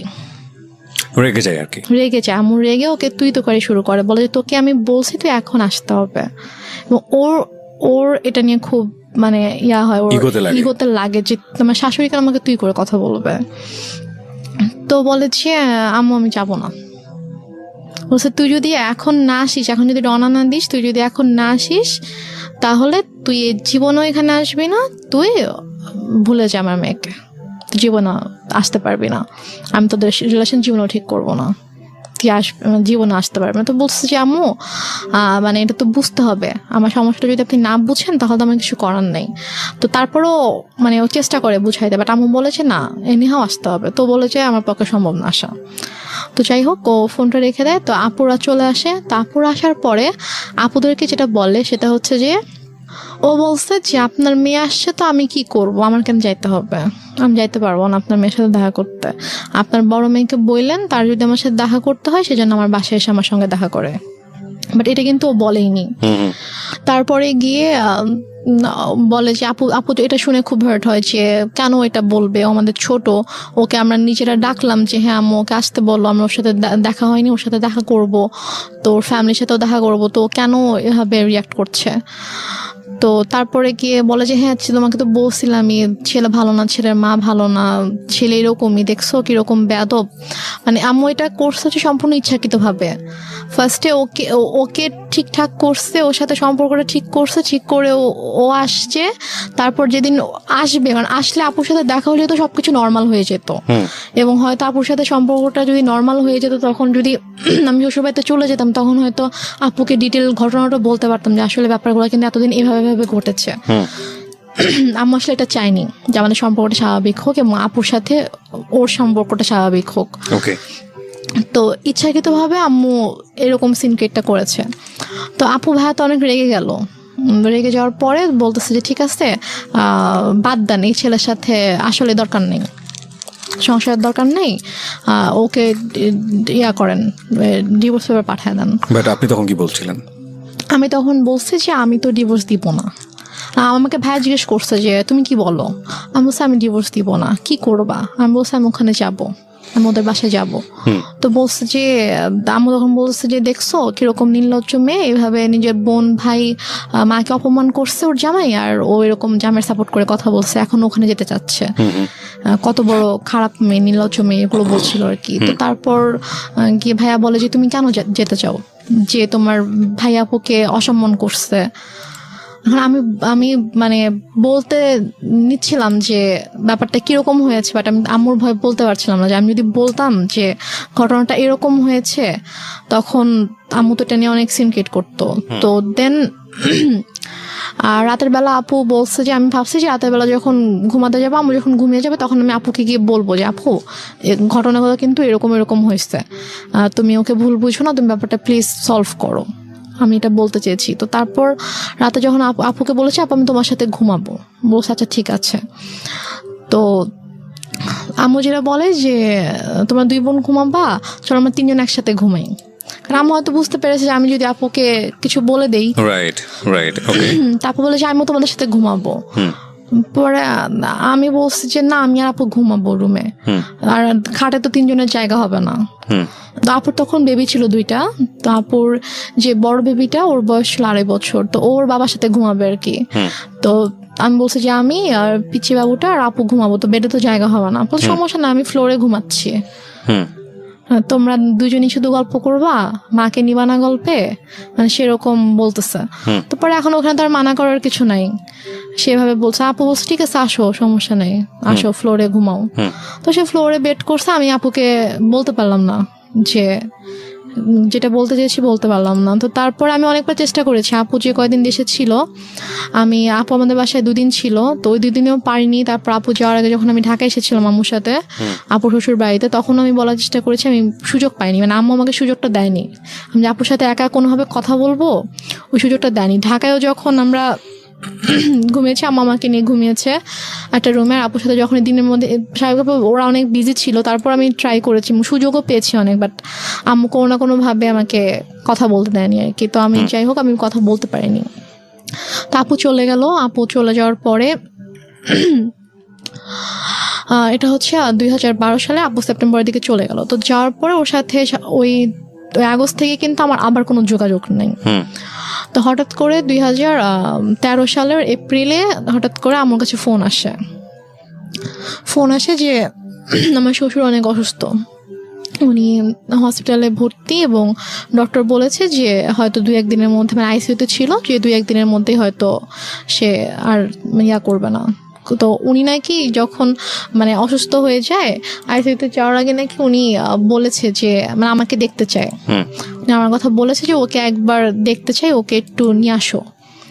তো এই জন্য ওরা আবার ওদের বাবাকে প্রচন্ড ভালোবাসতো আর কি। তো ওরা সবাই আম্মুকে ফোন দিয়ে মানে এটাও বলছে, আন্টি আপনার পায়ে ধরি প্লিজ আপনি ওকে পাঠান, ওকে আব্বু দেখতে চাইছে। তো আম্মু কোনোভাবেই রাজি হয় না। আমি অনেক কান্নাকাটি করে আম্মু প্লিজ যেতে দাও। আমার শ্বশুর আমাকে অনেক আদর করতেন, মানে আমি ওনাকে বাবা ডাকতাম, আমার আব্বুকে আমি বাবা ডাকতাম। তো মানে উনি আমাকে খুবই আদর করতো। তো আমি যখন শুনি যে এরকম অসুস্থ আমার খুবই খারাপ লাগে। এবং আমার বাবা মারা যাওয়ার পর থেকে আমি যে কদিনই ওনার সাথে ছিলাম আমার কাছে জাস্ট মনে হয়েছে যে এটা আমার বাবা। তো আমি আম্মুকে অনেক রিকোয়েস্ট করি, তারপর ওরাও তো কন্টিনিউয়াসলি ফোন দিচ্ছিল। তারপর আম্মু বলে ঠিক আছে আমি ওকে নিয়ে আসতেছি, আমি নিয়ে যাব, আমি নিয়ে আসবো, তোমাদের আসতে হবে না। তো আম্মু আমাকে নিয়ে ঢাকায় আসার পরে তো হসপিটালে ছিল, আম্মু 2 দিন ছিল, 2 দিন রেডি করে দেন আমার পেপারস নিয়ে আসে যে তুমি এখানে সাইন করে দাও। তো আমি বলছি কিসের পেপারস? তো বলেছে যে এটা ডিভোর্স পেপার। তো আমি বলেছি যে আমি সাইন করব না, তোমাকে সাইন করতে হবে। আমি বলছি না আম্মু আমি করবো না সাইন। তো তারপর আম্মু আমাকে ফোর্স করে, আম্মুর সাথে একটু তর্কাতর্কি হয়, আম্মু আমাকে মানে একটু মারধরও করে। তো তারপর গিয়ে আমি ওই দিন সাইন করি না। তো তারপর গিয়ে তার কয়েকদিন পরে হঠাৎ করে আম্মু বলে যে সকালবেলা বলছে যে চলো এক জায়গায় যেতে হবে। তো আমি বললাম কোথায়? চলো গেলে দেখতে পাবা। তো গিয়েছি, তো গিয়ে দেখি যে একজন হচ্ছে লয়ার, তো ওনার বাসা আর কি। তো ওনার বাসায় গিয়েছি, তো ওনার বাসায় দেখি ওই লয়ারটা আছে, সাথে আরেকজন লোক আছে। পরে বুঝতে পারলাম উনি হচ্ছে কাজী। আচ্ছা। তো ওখানে গিয়ে আমাকে পেপারসগুলো নিয়ে বলছে যে নাও এখানে সাইন করো, সাইন করতেই হবে, এখানে কোনো সিনকিট করো না, এখানে সাইন করে দাও। তো আমি তো কিছুতেই সাইন করব না, আমি অনেক কান্নাকাটি করছিলাম। তো লয়ার ওয়াইফ বলতেছিল যে আপা আপনি তো বলেছেন যে আপনার মেয়ে নিজের ইচ্ছায় ডিভোর্স দিতে চায়, তো মেয়ে কেন কান্না করছে? ওকে, তাহলে কি মেয়ে চায় না? তো আমি তখন বলছি আঙ্কেল আমি চাই না, প্লিজ হেল্প মি, আমি চাই না আমার হাজবেন্ডকে ডিভোর্স দিতে। হ্যাঁ আমি লয়ারকে বলেছি আঙ্কেল আমি ওকে অনেক ভালোবাসি, আমি ওর সঙ্গে থাকতে চাই, ও আমার সঙ্গে থাকতে চায়, আম্মু ফোর্স করছে, আমি চাই না। তখন লয়ার বলে যে আপা আমি তো এটা করতে পারবো না, আপনি করেন, আপনি হচ্ছে আমি ওর হাজবেন্ডকে ডাকাবো, ওদেরকে সামনাসামনি কথা বলবো, বলে যদি দেখি যে না ওদের মধ্যে সমস্যা, ওরা সাথে থাকতে চায় না, তখন গিয়ে আমি এটা করবো। তার আগে আমি তো আপনার কথা শুনে বিশ্বাস করে ফেলেছিলাম যে আসলেই ওনার ছেলে ভালো না, বাট মেয়ের অবস্থা দেখে তো আমি এখন বুঝতে পারছি যে না আসলে আপনি মিথ্যা বলেছেন। তো সে বলে যে আমি আপনাকে টাকা দিচ্ছি, আপনি আমার কাজ করবেন। সে বলে আপা আমি এটা করতে পারবো না। তো এটা নিয়ে আম্মু ওনার সাথে অনেক তর্কাতর্কি করার পর এক পর্যায়ে উনি বলে যে দেখেন আমার মেয়ে ছোট ছিল, ও কিছু বুঝতেছে না, ওকে কিভাবে বুঝাইছে ছেলেটা এরকম ভালো না, আপনি প্লিজ করেন, এটা করেন। আর আপনি ইমোশনাল কেন হচ্ছেন? এটা আপনার কাজ, আমি আপনাকে টাকা দিয়েছি কাজটা করার জন্য, সো আপনি কাজটা করেন। তো এখন লয়ার বলো ঠিক আছে। তো তারপর আমাকে অনেক বুঝাইলো যে দেখো যেহেতু এখন যাচ্ছে না, এখন কি করবা? তো লয়ারের ওয়াইফ এসে আমাকে বলতেছে যে এখন মার কথা শুনতে হয়, মা যেহেতু বলছে, মা তো তোমার ভালোর জন্যই কিছু বলতেছে, মা তো তোমার খারাপ চাইবে না, তুমি হয়তো বুঝতে পারছো না, তুমি ছোট মানুষ, বাট তোমার আম্মু তো বুঝবে, সো থাক এরকম করো না, তুমি করো, সাইন করে দাও। তো দেন আমি সাইন করি, লয়ারের কিছু পেপারস ছিল, তারপর ওই কাজে যিনি এসেছিলেন তিনি ওনার কাছে কিছু পেপার ছিল, ওই কাজটা ছিল হচ্ছে যে মানে আমাকে বিয়ে পড়িয়েছিল ওই কাজইটা ছিল। তো দেন উনি আমাকে বলতেছিল যে উনি আম্মুকে বলছিল যে আমি তো বিয়ে পড়িয়েছিলাম, হ্যাঁ, তো এর মাঝে এমন মানে কি সমস্যা হয়ে গেল, আবার আমি কিছু বুঝতে পারছি না, আবার এখন ও ওইভাবে কান্না করছে, মানে আমি তো আসলে কিছুই বুঝতে পারছি না। তা আম্মু ওনাকে একটা ধমক দিয়ে বলছে, আপনাকে তাতে কিছু বুঝতে হবে না, আপনাকে আমি পে করে আনছি, আপনার যেটা কাজ আপনি কাজ শেষ করে এখান থেকে চলে যান, এটা আমার পার্সোনাল ম্যাটার। তো তারপর যাই হোক ওখানে আমি এক পর্যায়ে আমি সিগনেচার করে দিই, করে আমি আমরা বাসায় চলে আসি। তো বাসায় চলে আসার পরে আম্মু ওকে পেপারসগুলো তো অফিসিয়ালি পাঠিয়ে দেওয়া হয় শাহেদের কাছে। তো শাহেদ যখন পেপারস পায়, হাতে পায়, তখন শাহেদ আম্মুকে ফোন করে যে আম্মু এসব কি, এটা কেন? মিনিংটা হচ্ছে finally you sign the papers? হ্যাঁ, আমি পেপারে সাইন করি। ওকে। তো তারপর শাহেদ যখন আমাকে ফোন করে যে আম্মু পেপার শেষে, আমি তো ওকে ডিভোর্স দিতে চাই না, আমি তো সাইন করবো না।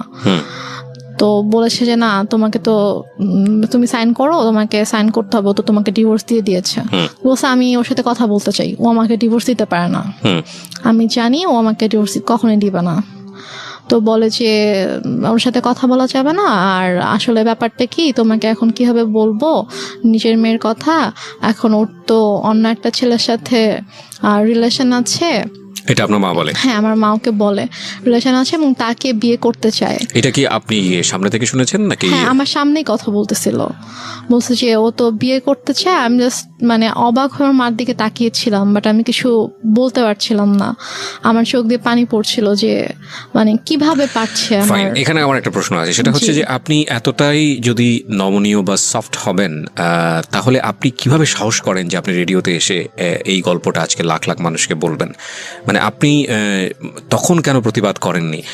আপনার প্রতিবাদের যেই মানে বলতে পারি আমরা যেই স্পিডটা আমরা এখন দেখতে পাচ্ছি, লাখ লাখ মানুষকে জানিয়ে দেবার নিজের পরিবারের গল্প, সেখানে ওখানে একটু সামান্য সাহস করলেই তো হতো, একটু লাউডলি চিল্লালেই তো বুঝতে পারতো পাশ থেকে শাহেদ যে না, আমার স্ত্রী আমার পক্ষে আছে।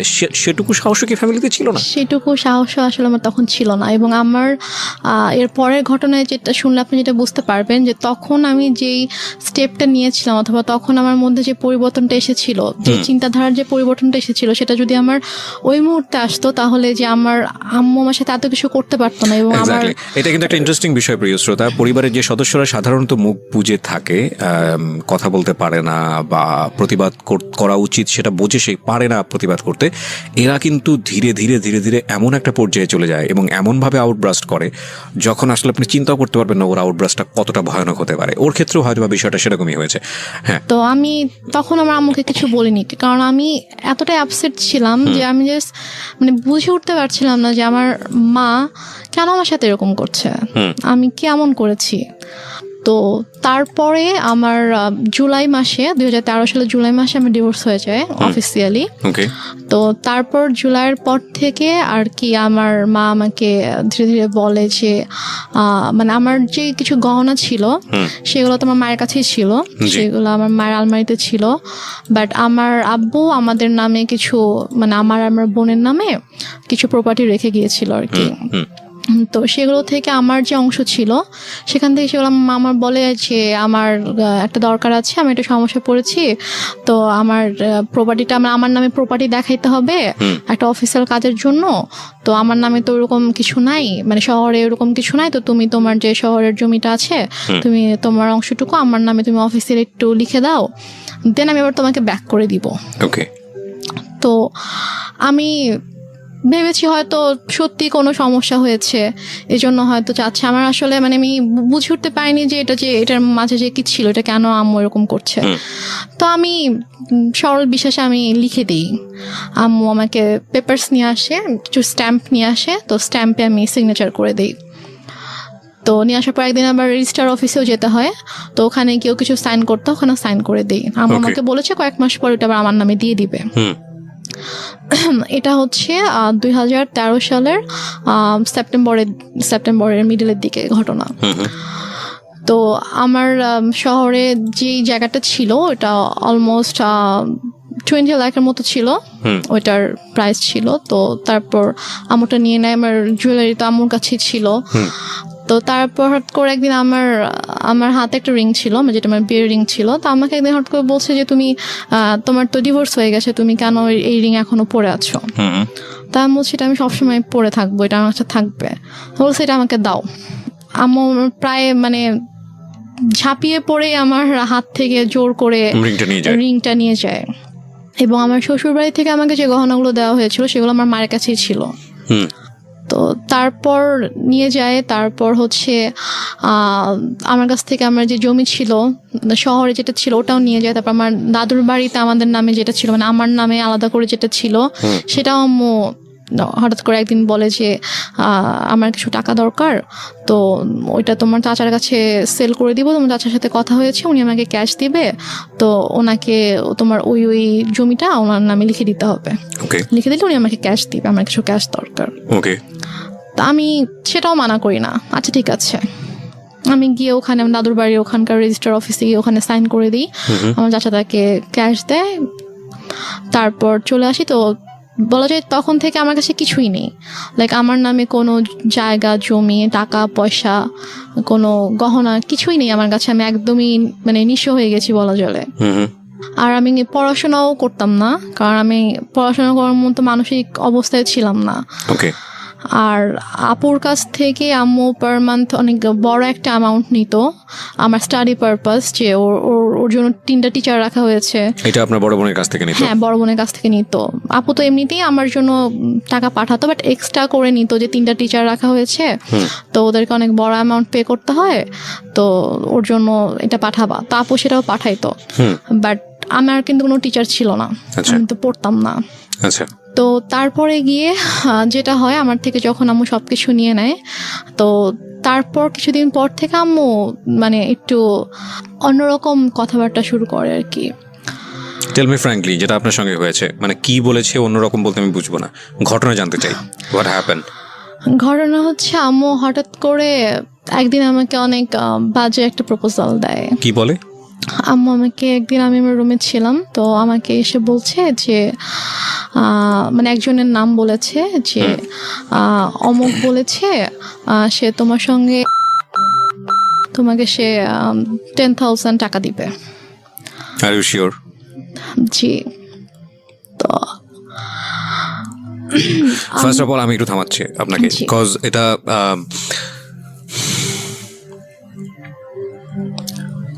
এই লাইনগুলো আমি রেডিওতে প্রচার করিনি, আমি এখানে অনেক কিছু মিউট করে দিয়েছি, বিকজ আমি জানি আমার শ্রোতারা যেটা বোঝার দরকার বুঝে নিয়েছে এবং আমিও বুঝে নিয়েছি। কিন্তু আমার এখানে অনেক বড় কথা আছে এই কারণেই যে মা তো মাই। আমি বললাম তো আপনাকে, শেষ পর্যন্ত সে যাই করুক না কেন সে আমাদের কাছে সম্মানেরই থাকবে, কিন্তু এটা আপনার জীবনে ঘটেছে, সে কারণেই এটা জীবন গল্প। আমি আপনাকে আবারও সতর্ক করছি রেনুমা, জি, এই গল্পটা রেডিওতে এখন মানুষ শুনছে এবং আমাদের ইউটিউবে সারাটা জীবন এটা থেকে যাবে।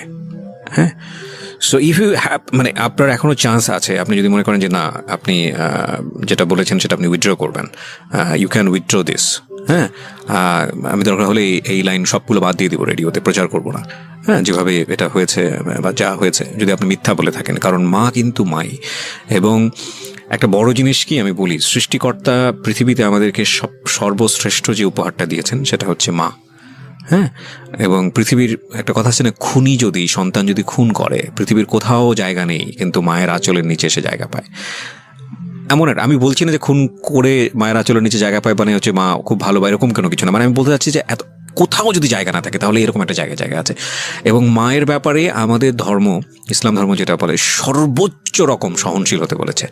এবং বাবা মায়ের সেবা দানের জায়গাটাতে এমন বলা হয়েছে যে যখন তারা বৃদ্ধ হয় তখন তাদেরকে এমনভাবে লালন পালন করো যেভাবে তোমাদেরকে ছোটবেলায় লালন পালন করা হয়েছে, এবং শব্দটি পর্যন্ত উচ্চারণ করো না, এইরকম প্রায়োরিটি দেওয়া হয়েছে।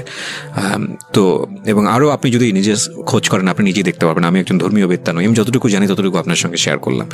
তো এটা তো ধর্মীয় দিক, আপনি ধর্মীয় দিকের বাইরেও যদি আসেন, সামাজিকভাবেও যদি আসেন, পারিবারিকভাবেও আসেন, একটা মা সমাজের জন্য, পরিবারের জন্য কত বড় ভূমিকা রাখে এটা বলার অপেক্ষা রাখে না, সেটা সারা দুনিয়াব্যাপী সমান। But your case is truly exceptional যদি সেটা হয়ে থাকে। সো আমি আপনাকে আরেকবার সুযোগ দিচ্ছি যে আপনি যেটা বলছেন চাইলে আপনি সেটা উইথড্র করতে পারেন। আমি সেটা উইথড্র করবো না, কারণ এটা আমার সাথে ঘটেছে। আমার নিজের মা যে আমাকে জন্ম দিয়েছে সে আমার সাথে এরকম করেছে। ওকে, তারপর কি হলো? তারপর আমার মা আমাকে এভাবে বলার পরে আমি এতদিন সবকিছু সহ্য করেছি। আমি হয়তো টুকটাক তর্ক করেছি, ঝগড়া করেছি, বাট ওরকম এক্সট্রিম লেভেলের আমি কখনো কিছু করিনি, আমি চুপই থেকেছি। বাট আমাকে যেদিন থেকে এই কথাটা বললো তখন থেকে আমি আর কি টোটালি আমি বুঝে যাই না এই মানুষটা কখনো আমার ভালো চায়নি। সো আপনার লেখাপড়া কি ওই সময়টাতে স্টপ ছিল? আমার লেখাপড়া তো স্টপই ছিল, কারণ একে আমি মেন্টালি ডিপ্রেস ছিলাম, আমি পড়তে পারতাম না, আমি পড়তাম না। তারপর বাসায় কোনো টিচারও ছিল না। যে লোকটার নাম বলা হয়েছে সে লোকটাকে আপনি চিনতেন? হ্যাঁ, লোকটাকে আমি চিনতাম। ওনার কি আসা যাওয়া ছিল আপনার বাড়িতে? না, আমাদের বাসায় আসা যাওয়া ছিল না, কিন্তু উনি হচ্ছে আমাদের মানে আমাদের যে এলাকাটায় আমরা ছিলাম ওই এলাকারই ছিল উনি। উনি কি প্রভাবশালী লোক ছিল?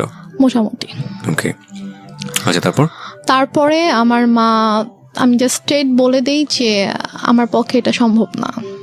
তখন আমাকে বলে যে তোমার কি আরো বেশি টাকা লাগবে? তা আমি বলি যে না, আমার টাকা লাগবে না, বাট আমি এই ধরনের কোনো কিছু করবো না। সো প্লিজ তুমি কখনো এই ধরনের কথা আমাকে অভাব তো বলবা ছিল না। না আপনাদের ফ্যামিলিতে?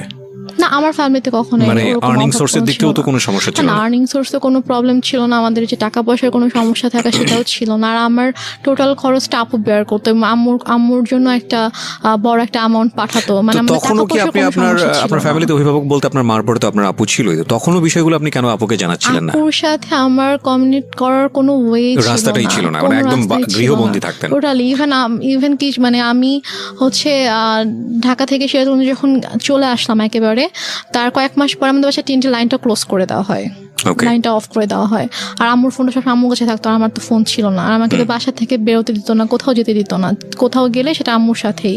বাসায় কেউ আসলে, মানে কোনো গেস্ট যদি আসতো বাসায়, তো তার সামনে সবসময় আম্মুই আছে। আচ্ছা ঠিক আছে, তারপরে কি হয়? তো তারপরে আম্মু আমাকে কয়েকবার এই ব্যাপারটা নিয়ে বলে, ইভেন আমাকে এভাবে বলে যে তোমার কি আরো বেশি টাকা লাগবে, লাগলে বলো, কোনো সমস্যা নেই। আমি ওনাকে বলছি, আমি বলি যে আম্মু প্লিজ, আমি তোমার অনেক কিছু সহ্য করেছি, তুমি যখন যেটা বলেছো আমি তোমাকে দিয়ে দিয়েছি। আমার গহনা তো তোমার কাছে ছিল, আমার প্রপার্টিগুলো আমি তোমাকে দিয়ে দিয়েছি, তুমি আমাকে এটা করতে বলো না, আমার পক্ষে পসিবল না, আমি এটা করতে পারবো না। তখন থেকে আমার প্রতি প্রচন্ড খারাপভাবে মানসিক আর শারীরিক নির্যাতন শুরু হয়। কথায় কথায় আম্মু আমাকে মারতো। মানে তার কথায় একটা ছিল যে তোমাকে এটা করতে হবে, তুমি এটা করো।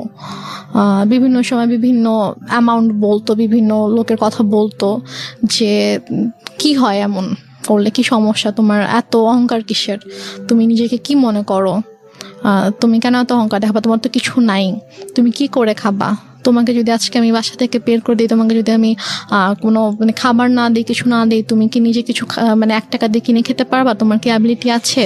তোমার কিন্তু কিছুই নাই।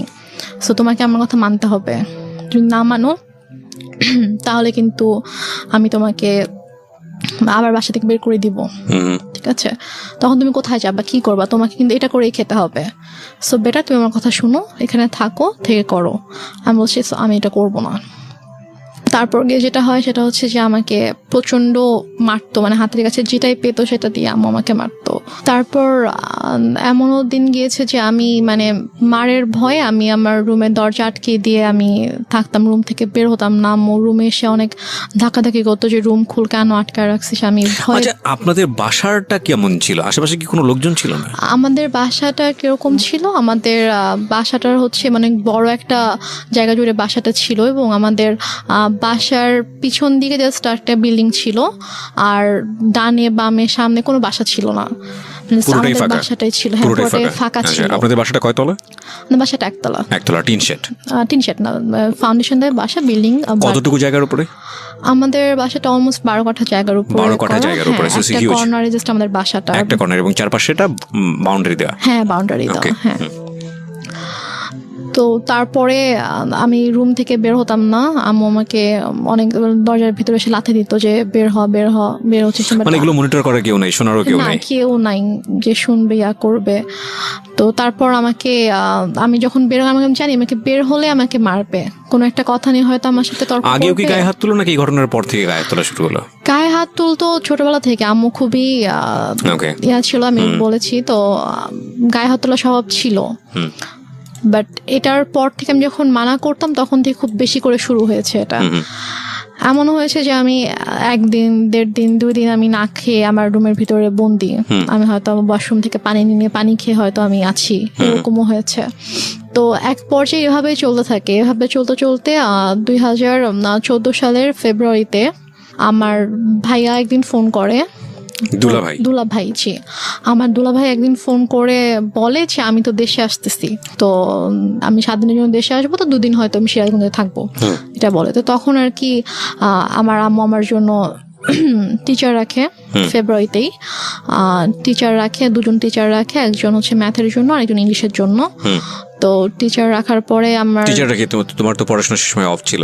আমার তো অফ ছিল, আমি টোটালি পড়াশোনা করতাম, বাট আমি কলেজে ভর্তি হয়েছিলাম। মানে আমি 14তে হচ্ছে আমার মানে 13তে আমার বেসিক্যালি এইচএসসি দেওয়ার কথা, বাট আমি দেইনি। তো ওইটা আবার 14তে রেজিস্ট্রেশন করানো হয় যে 14তে দিব, বাট তারপর আমার পড়াশোনা টোটালি স্টপ ছিল। তো ফেব্রুয়ারিতে আমার ম্যাথের বই টই আর নোটস টোটস যা কিছু লাগবে এগুলো সবকিছু আম্মু কিনে দেয়, কিন্তু 2জন টিচার রাখে, কারণ ভাইয়াকে তো শো করতে হবে যে সে আমাকে পড়াচ্ছে। তারপর ভাইয়া মার্চে আসার পরে, তো ভাইয়া ঢাকায় আসা 2 দিন পরে আমাদের বাসায় আসে, সিরাজগঞ্জে আসে। তো আসার পর আমি জাস্ট চান্সে ছিলাম যে আমি কখন একটু ভাইয়াকে একা পাবো, আমি কখন কথাগুলো ভাইয়াকে বলবো। তারপরে গিয়ে আমার মা হচ্ছে বাজারে যায়, আপনি শেয়ার করেন? হ্যাঁ, আমার ভাইয়া যেদিন আসে আমাদের বাসায়, তার পরের দিন সকালে আম্মু নাস্তা দিয়ে দেন, বলে যে তুমি ভাইয়াকে নাস্তা করো, আমি একটু বাজারে গিয়ে আমি একটু মাছ নিয়ে আসি। তো আম্মু যায়, যাওয়ার পরে এই ফাঁকে আমি ভাইয়াকে সবকিছু বলে দিই, মানে একদম আব্বু মারা যাওয়া থেকে শুরু করে আমার বিয়ে, ডিভোর্স, তারপরে পরের ঘটনাগুলো সবকিছু ভাইয়াকে বলি যে আমাকে এভাবে অত্যাচার করতো। তারপর আমার মা, ওই যে আমি বললাম 2006 সাল থেকে স্টিল আমি যখন 2014তে বাসা থেকে বের হয়ে আসি তার আগ পর্যন্ত আমার মায়ের যে আপত্তিকর ঘটনাগুলো সেগুলো সবকিছু আমি ভাইয়াকে জানাই। তো ভাইয়া তো শুনে খুবই শকড হয়ে যায় যে তুমি এতদিন কেন জানাও নি। তো আমি বলি যে আমি এরকম সিচুয়েশনে ছিলাম, জানাতে পারিনি। তো ভাইয়া তখন বলে ঠিক আছে, কোনো সমস্যা নেই, আমি ঢাকায় যাচ্ছি, আমি ঢাকা যাওয়ার পরে তুমি জাস্ট চুপ থাকো, তুমি মানে বুঝতে দিও না যে তো আমি জানি, নাহলে তোমাকে মেরে ফেলবে, তোমার ক্ষতি করবে, তুমি জাস্ট বুঝতে দিও না যে আমি সবকিছু তুমি আমাকে বলেছো। ও ভাইয়া আসার আগে আবার আম্মু আমাকে বলে যে যদি কিছু কোনোভাবে জানাস তাহলে কিন্তু তোর খবর আছে, মানে আমাকে হুমকি দেয় যে কিছু জানলেই কিন্তু তোর খবর আছে। তো তারপর তো আমি বলি। তো ভাইয়া ঢাকায় যাওয়ার পরে তো ভাইয়া কয়েকদিন পরে কানাডায় চলে যায়। তো যাওয়ার পরে আপুকে বলে ভাইয়া গিয়ে যে ওর সাথে এরকম করেছে আম্মা। তো আপু টয়লেট করতে পারে না, আপু আম্মুকে ফোন দিয়ে ফেলে, ফোন দিয়ে বলে যে তুমি কেন আমার বোনের সাথে এগুলো করেছো, তোমার কিসের অভাব ছিল, তোমার টাকা লাগবে তুমি বলতা, আরো টাকা লাগবে বলতাম, তোমাকে টাকা দিতাম, তো তুমি কেন আমার বোনকে ধরনের কথা বলেছো কেন? And finally the situation outbursting, going to be outburstered. আমি আসলে ছোট্ট একটা বিরতির পর ফিরে এসে আপনাদেরকে দেখাবো বা শোনাবো ইনফ্যাক্ট যে এই মেয়েটি এখন কোথায় দাঁড়িয়ে আছে বা কি হচ্ছে ওর লাইফে। আমরা এখানে একটা বিরতি নিতে চাই প্রিয় শ্রোতা। আপনারা শুনছেন মিস্টার ম্যাঙ্গো ক্যান্ডি প্রেজেন্স জীবন গল্প। আজকের এই গল্পটি বিশ্বাস না করাটাই ভালো। আমিও বিশ্বাস করতে পারছি না আমার জায়গাটা থেকে, এবং সবকিছু বিশ্বাস করতে হবে এমন কোনো কথাও নেই, কারণ কিছু কিছু বিশ্বাস সামনে আসলে এমন অবস্থা তৈরি করে দেয় যেটা আসলে নিজেকে অস্বস্তির মধ্যে ফেলে দেয়। কি বলবো বলুন, পৃথিবীতে এখন সবকিছুই সম্ভব। এবং এই যে আপনারা যারা ফেসবুকে আছেন, এখন তার ফেসবুকে নাই এমন লোক খুঁজে পাওয়া খুব মুশকিল। কিছুদিন আগে এরকম একটা ভিডিও দেখলাম, কলকাতার ভারতের একটা ভিডিও, যে ছেলে বাবাকে পেটাচ্ছে, এবং সেটার পেছনে আপনি দেখেছেন কিনা জানি না, আপনি তো ফেসবুকে আছেন। সেটা হচ্ছে যে বাবাকে বাবা বোধহয় তার ওয়াইফকে মানে তার মা একটু মিষ্টি খাইয়ে দিয়েছিল, এবং মা হচ্ছে সুগারের পেশেন্ট বা কোনো একটা কিছু, এবং সেটার জন্য সে পেটাচ্ছে তাকে। ওই ভিডিওটা ভাইরাল হওয়ার পর তাকে পুলিশ অ্যারেস্ট করে। এবং ইন্টারেস্টিং ফ্যাক্ট হচ্ছে হলো সেই বাবাই কোর্টে গিয়ে বলেছে যে আমার ছেলে একটা, তাকে যদি না ছেড়ে দেওয়া হয় আমি সুইসাইড করব, এবং কোর্ট বাধ্য হয়ে তাকে ছেড়ে দিয়েছে। সো এই টোটাল আমি আসলে পুরো ব্যাপারটা নিয়ে কথা বলতে চাচ্ছিলাম। আমি বলছিলাম দেখেন, ওই একটা ছেলে যাকে এত কষ্ট করে মানুষ থাকে। তো এক পর্যায়ে একদিন সকালবেলা যেটা হয়, আমি ঘুম থেকে উঠে বাইরে গিয়েছি সকাল 9টার দিকে। তো আমি পানি খাওয়ার জন্য আমি ডাইনিংয়ে গিয়েছি। তো আমাদের বাসাটা হচ্ছে ড্রয়িং আর ডাইনিং একসঙ্গে। তো ড্রয়িং রুম দিয়ে আর কি ডাইনিংয়ে ঢুকতে হয় আমার বেডরুম থেকে বের হয়ে। তো আমি গিয়েছি, তো দেখি যে একজন লোক বসে আছে আমার ড্রয়িং রুমে। তো আমি আমাদের ফেস চিনতাম, উনিও আমাদের এলাকারই ছিল, আমি ওর ফেস চিনতাম। তো আমি জাস্ট সালাম দিয়েছি, সালাম দিয়ে আমি ডাইনিংয়ে গিয়েছি, গিয়ে ফ্রিজ থেকে পানি খুলে আমি পানি খাচ্ছি। তো এর মধ্যে দেখেছি ওই লোকটা ডাইনিং এসেছে। তো আমি বলেছি যে আপনার কিছু মানে লাগবে, আপনি এখানে কেন? তো বলতেছে যে না, সে আমার হঠাৎ করে আমার হাত ধরছে। আচ্ছা ফাইন রেনুমা, আমি পার্টটা স্কিপ করতে চাই, because I know this part. Skip করতে চাই কারণে যে আসলে আমার মনে হয় এটা এনাফ। মানে তোমার সম্পর্কটা কেমন ছিল ফ্যামিলিতে এইটুকু বলার, এইটুকু যতটুকু হয়েছে এতক্ষণ ধরে বলা, এটা এনাফ। বাট থাক না, কিছু বিষয় আমরা নাই বা রিভিল করি। ওকে, সো স্কিপ করো এটা। তারপরে কি হয়? মা তো নিশ্চয়ই বাসায় ফিরে অনেক বেশি টর্চার করে। ঘটনাটার পরে যেটা হয়, আমি জাস্ট হাতটা ছাড়িয়ে নিয়ে আমি আমার রুমে চলে যাই। তো চলে যাওয়ার পরে তো মা বাসায় আসার পরে আসলে ওই দিন থেকে আমার প্রতি মানে আরো বেশি শুরু হয়ে যায় আর কি। লাইক আমার পরীক্ষাও কাছে এগিয়ে আসছে, আমার এপ্রিলের 1 তারিখ থেকে পরীক্ষা ছিল। তো এটা হচ্ছে মার্চের লাস্টের দিকে ঘটনা। তো আম্মু যেটা করতো সেটা হচ্ছে যে আমার খাবারের ভিতরে ঘুমের ওষুধ মিশিয়ে রাখতো। মিশিয়ে দিয়ে দেখা যেত যে আমি ঘুমিয়ে থাকতাম, আমি পড়তে পারতাম না। তো মানে এরকম। তারপর হচ্ছে মানে আমাকে ঠিক মতো, হয়তো আমি যদি খাবার না খেতাম, যদি বলতাম যে আমি নিজে কুক করে খাই, তো বলতো যে না, তুমি নিজে কুক করতে পারবে না। আমি নিতে পারতেছি না এই কারণে মানে একদম টু বি ফ্র্যাঙ্ক বলি, সেটা হচ্ছে এই মা শব্দটা। সো এটা তোমার লাইফে অনেক ভয়ানক রকমের, হয়তো অনেক ট্রমা জাতীয় কোনো কিছু, বাট আমাদের প্রত্যেকের জীবনেই এটা অনেক রেসপেক্টের জায়গাটা থেকে আমরা বরং আর না যাই। আমি বরং কিছু কোশ্চেন করে আজকের অনুষ্ঠানটা ইতির দিকে নিয়ে আসি। আমি সরি টু সে, বিকজ আমি তোমার সঙ্গে লম্বা সময় ধরে কথা বলেছি এবং আমি জানি বিষয়গুলো আরও ইন ডিটেলে আনা উচিত। হয়তো অনেক শ্রোতাই আমার এই হঠাৎ করে থামিয়ে দেওয়ার বিষয়টা নিয়ে এসে অনেক বেশি মনক্ষুণ্ণ হবেন, কিন্তু আপনারা যতটুকু বুঝে নেবেন। আমার মনে হয় যে এটা আসলে আর বেশি ইন ডিটেলে যাওয়ার দরকার নেই, বরং আমরা ওর সাহসের দিকগুলো আপনাদেরকে একটু দেখাই। সেটা হচ্ছে যে এক পর্যায়ে গিয়ে ফাইনালি তো আপনি সিদ্ধান্ত নিলেন যে না, আপনি আর এই বাসায় থাকবেন না। সেটা কত সালে? সেটা আমার ভাইয়া যখন আমাকে চলে যায়, তখন আমাকে বলে যায় যে তুমি জাস্ট পরীক্ষাটা শেষ করো, আমি এর মধ্যে সব ব্যবস্থা করব, তুমি পরীক্ষাটা শেষ করেই তুমি বের হয়ে যাবা। তোমাকে পরীক্ষাটাও দেওয়াতাম না এখান থেকে, তোমাকে এখনই নিয়ে যেতে পারতাম, কিন্তু তোমার অলরেডি পড়াশোনা 2 বছর গ্যাপ হয়েছে। তুমি যদি এখন আবার পরীক্ষাটা না দাও, তোমার দেখা যাবে আরো 2 বছর তোমার গ্যাপ যাবে। তো আমি চাই না যে তোমার লাইফ থেকে অনেক কিছু নষ্ট হয়েছে, তো আমি চাই না 2 বছর তুমি নষ্ট করো। তো কোনোভাবে তুমি কষ্ট করে এখানে থাকো, দেন পরীক্ষার পরে তোমাকে আমি ঢাকায় পাঠিয়ে দিই। পরীক্ষার পরে কি হলো? তো আমার পরীক্ষা শেষ হলে একদিন হঠাৎ করে আম্মুর সাথে আপুর অনেক ঝগড়া হয়। তো দেন আম্মু বলে যে আমি করব, আমি বাসা থেকে বের হয়ে যাব। আম্মু বলে, তো বল ঠিক আছে তুমি চলে যাও। তো মানে আমাদের প্ল্যানিং ছিল যে আমার পরীক্ষাটা যেদিন শেষ হবে তার পরের দিনে আমি হয়তো আম্মুকে এটা বলবো যে আমি ফুপির বাসায় বেড়াতে যাব, তো ওখান থেকে দেন ঢাকায় চলে আসবো। কারণ আমাকে তো নর্মালি তো বের হতে দিত না কোথাও। তো আম্মু হচ্ছে ফুপির বাসায় যেতে দিবে না, এটা নিয়ে আপুর সাথে আম্মুর ঝগড়া হয়েছিল। তো পর আম্মু বলেছে ঠিক আছে, তোমরা যেহেতু নিজেদের মতো করতে চাও, ঠিক আছে, আমি আর তোমাদের সঙ্গে থাকবো না, আমি চলে যাচ্ছি। তো আমরা ঠিক আছে চলে যাও। তো আম্মু সিরিয়াসলি রাতে 9টার সময় আম্মু রেডি হয়ে গেছে। রেডি হয়ে আপুকে বলতেছে, আমি ফোনে রেখেই কথা বলতে বলতে রেডি হয়ে বলতেছে যে ঠিক আছে আমি বাসা থেকে চলে যাচ্ছি, আর দেখো তোমার বোনকে আমি কি করি। জাস্ট এটা বলে সে ইভেন তার ফোনটাও সে মানে আমার কাছে রেখে সে চলে যায়। সে ফোনটাও নিয়ে যায় না বাসা থেকে, ফোন মানে কিছুই নিয়ে যায় না, সে জাস্ট কাপড়টা পরে চলে যায় বাসা থেকে রাত 9টার সময়। তো তারপরে আমার আপু যেটা বললো যে তুমি জাস্ট রুম সবকিছু লক করে তুমি হ্যাঁ কিনা কেয়ারটেকারকে বলো, কারণ কেয়ারটেকারকে বলো যে বাসার সামনে দাঁড়িয়ে থাকতাম, বাসার কেয়ারটেকার ছিল, তো ওকে বলো যে সারা যেন বাসার সামনেই থাকে, কারণ আম্মু হয়তো তোমার কোনো ক্ষতি করতে পারে, আমি ঠিক বিশ্বাস করে উঠতে পারছি না। তো তুমি জাস্ট কোনো রকম সবকিছু লক করে দিয়ে থাকো, তুমি সকাল হওয়ার সাথে সাথে ফুপির বাসায় চলে যাবা। আমার ফুপির বাসা ছিল হচ্ছে আমাদের বাসা থেকে 1.5 ঘন্টার দূরে, গাড়িতে 1.5 ঘন্টা লাগবে। তো আমি সারা রাত আমার বোনের সাথে ফোনে ছিল, আমার সাথে কথা বলেছে সারা রাত। তো আম্মু সারা রাত আর কোনো সমস্যা করেনি। তো আমি সকালবেলা ফজরের নামাজ পড়ে আমি আমার ফুপির বাসায় চলে যাই। রমজান মাস ছিল, তো আমি সেহরি করে ফজরের নামাজ পড়ে আমি 5:30টার দিকে বের হয়ে যাই বাসা থেকে। কেয়ারটেকারের কাছে চাবি, জাস্ট গেটের চাবিটা দিয়ে বাসার চাবিটা নিয়ে আমি চলে যাই। কেয়ারটেকার ছিল বাসাতে? কেয়ারটেকার বলতো যে উনি হচ্ছে যে আমাদের বাসার সামনে কিছু দোকান ছিল, তো সেগুলোর মেনটেন করতো, তারপর বাসার সব বিল টিল পে করতো, এগুলোর জন্য। তার মানে তো উনি ইনফর্ম ছিল বাসার ভিতরে কি হচ্ছে না হচ্ছে? উনি তো বাসায় থাকতো না, আর হচ্ছে উনি জাস্ট হচ্ছে দোকান মেনটেন করতো, আর ওনাকে যদি ফোন দিতাম তখন আর কি উনি আসতো, বাসার কোনো সমস্যা হলো। ঠিক আছে, ওকে। তারপর না, কিন্তু যেহেতু উনি বাসা পাহারা দিচ্ছে বাইরে এবং বাসার মালিক তো এক অর্থে আপনার বড় বোন, আপনি যেটা বলছিলেন যে প্রপার্টির মালিক হচ্ছে বড় বোন, তো যে যাচ্ছে মানে উনি তো খুব স্বাভাবিকভাবেই কিউরিয়াস হওয়ার কথা যে বাসার ভিতরে কি হচ্ছে মা আর মেয়ে মিলে। ওনার সামনে কখনো আসলে ওইভাবে কোনো সিনক্রেট করে আমি হয়তো আপনাকে বলেছি যে আমার মা আমাদের সাথে একরকম আর বাইরের মানুষের সামনে টোটালি অন্যরকম ছিল। যেমন আমার যখন পরীক্ষা চলছিল তখন আমার মা প্রতিদিন আমাকে নিয়ে যেত নিয়ে আসতো।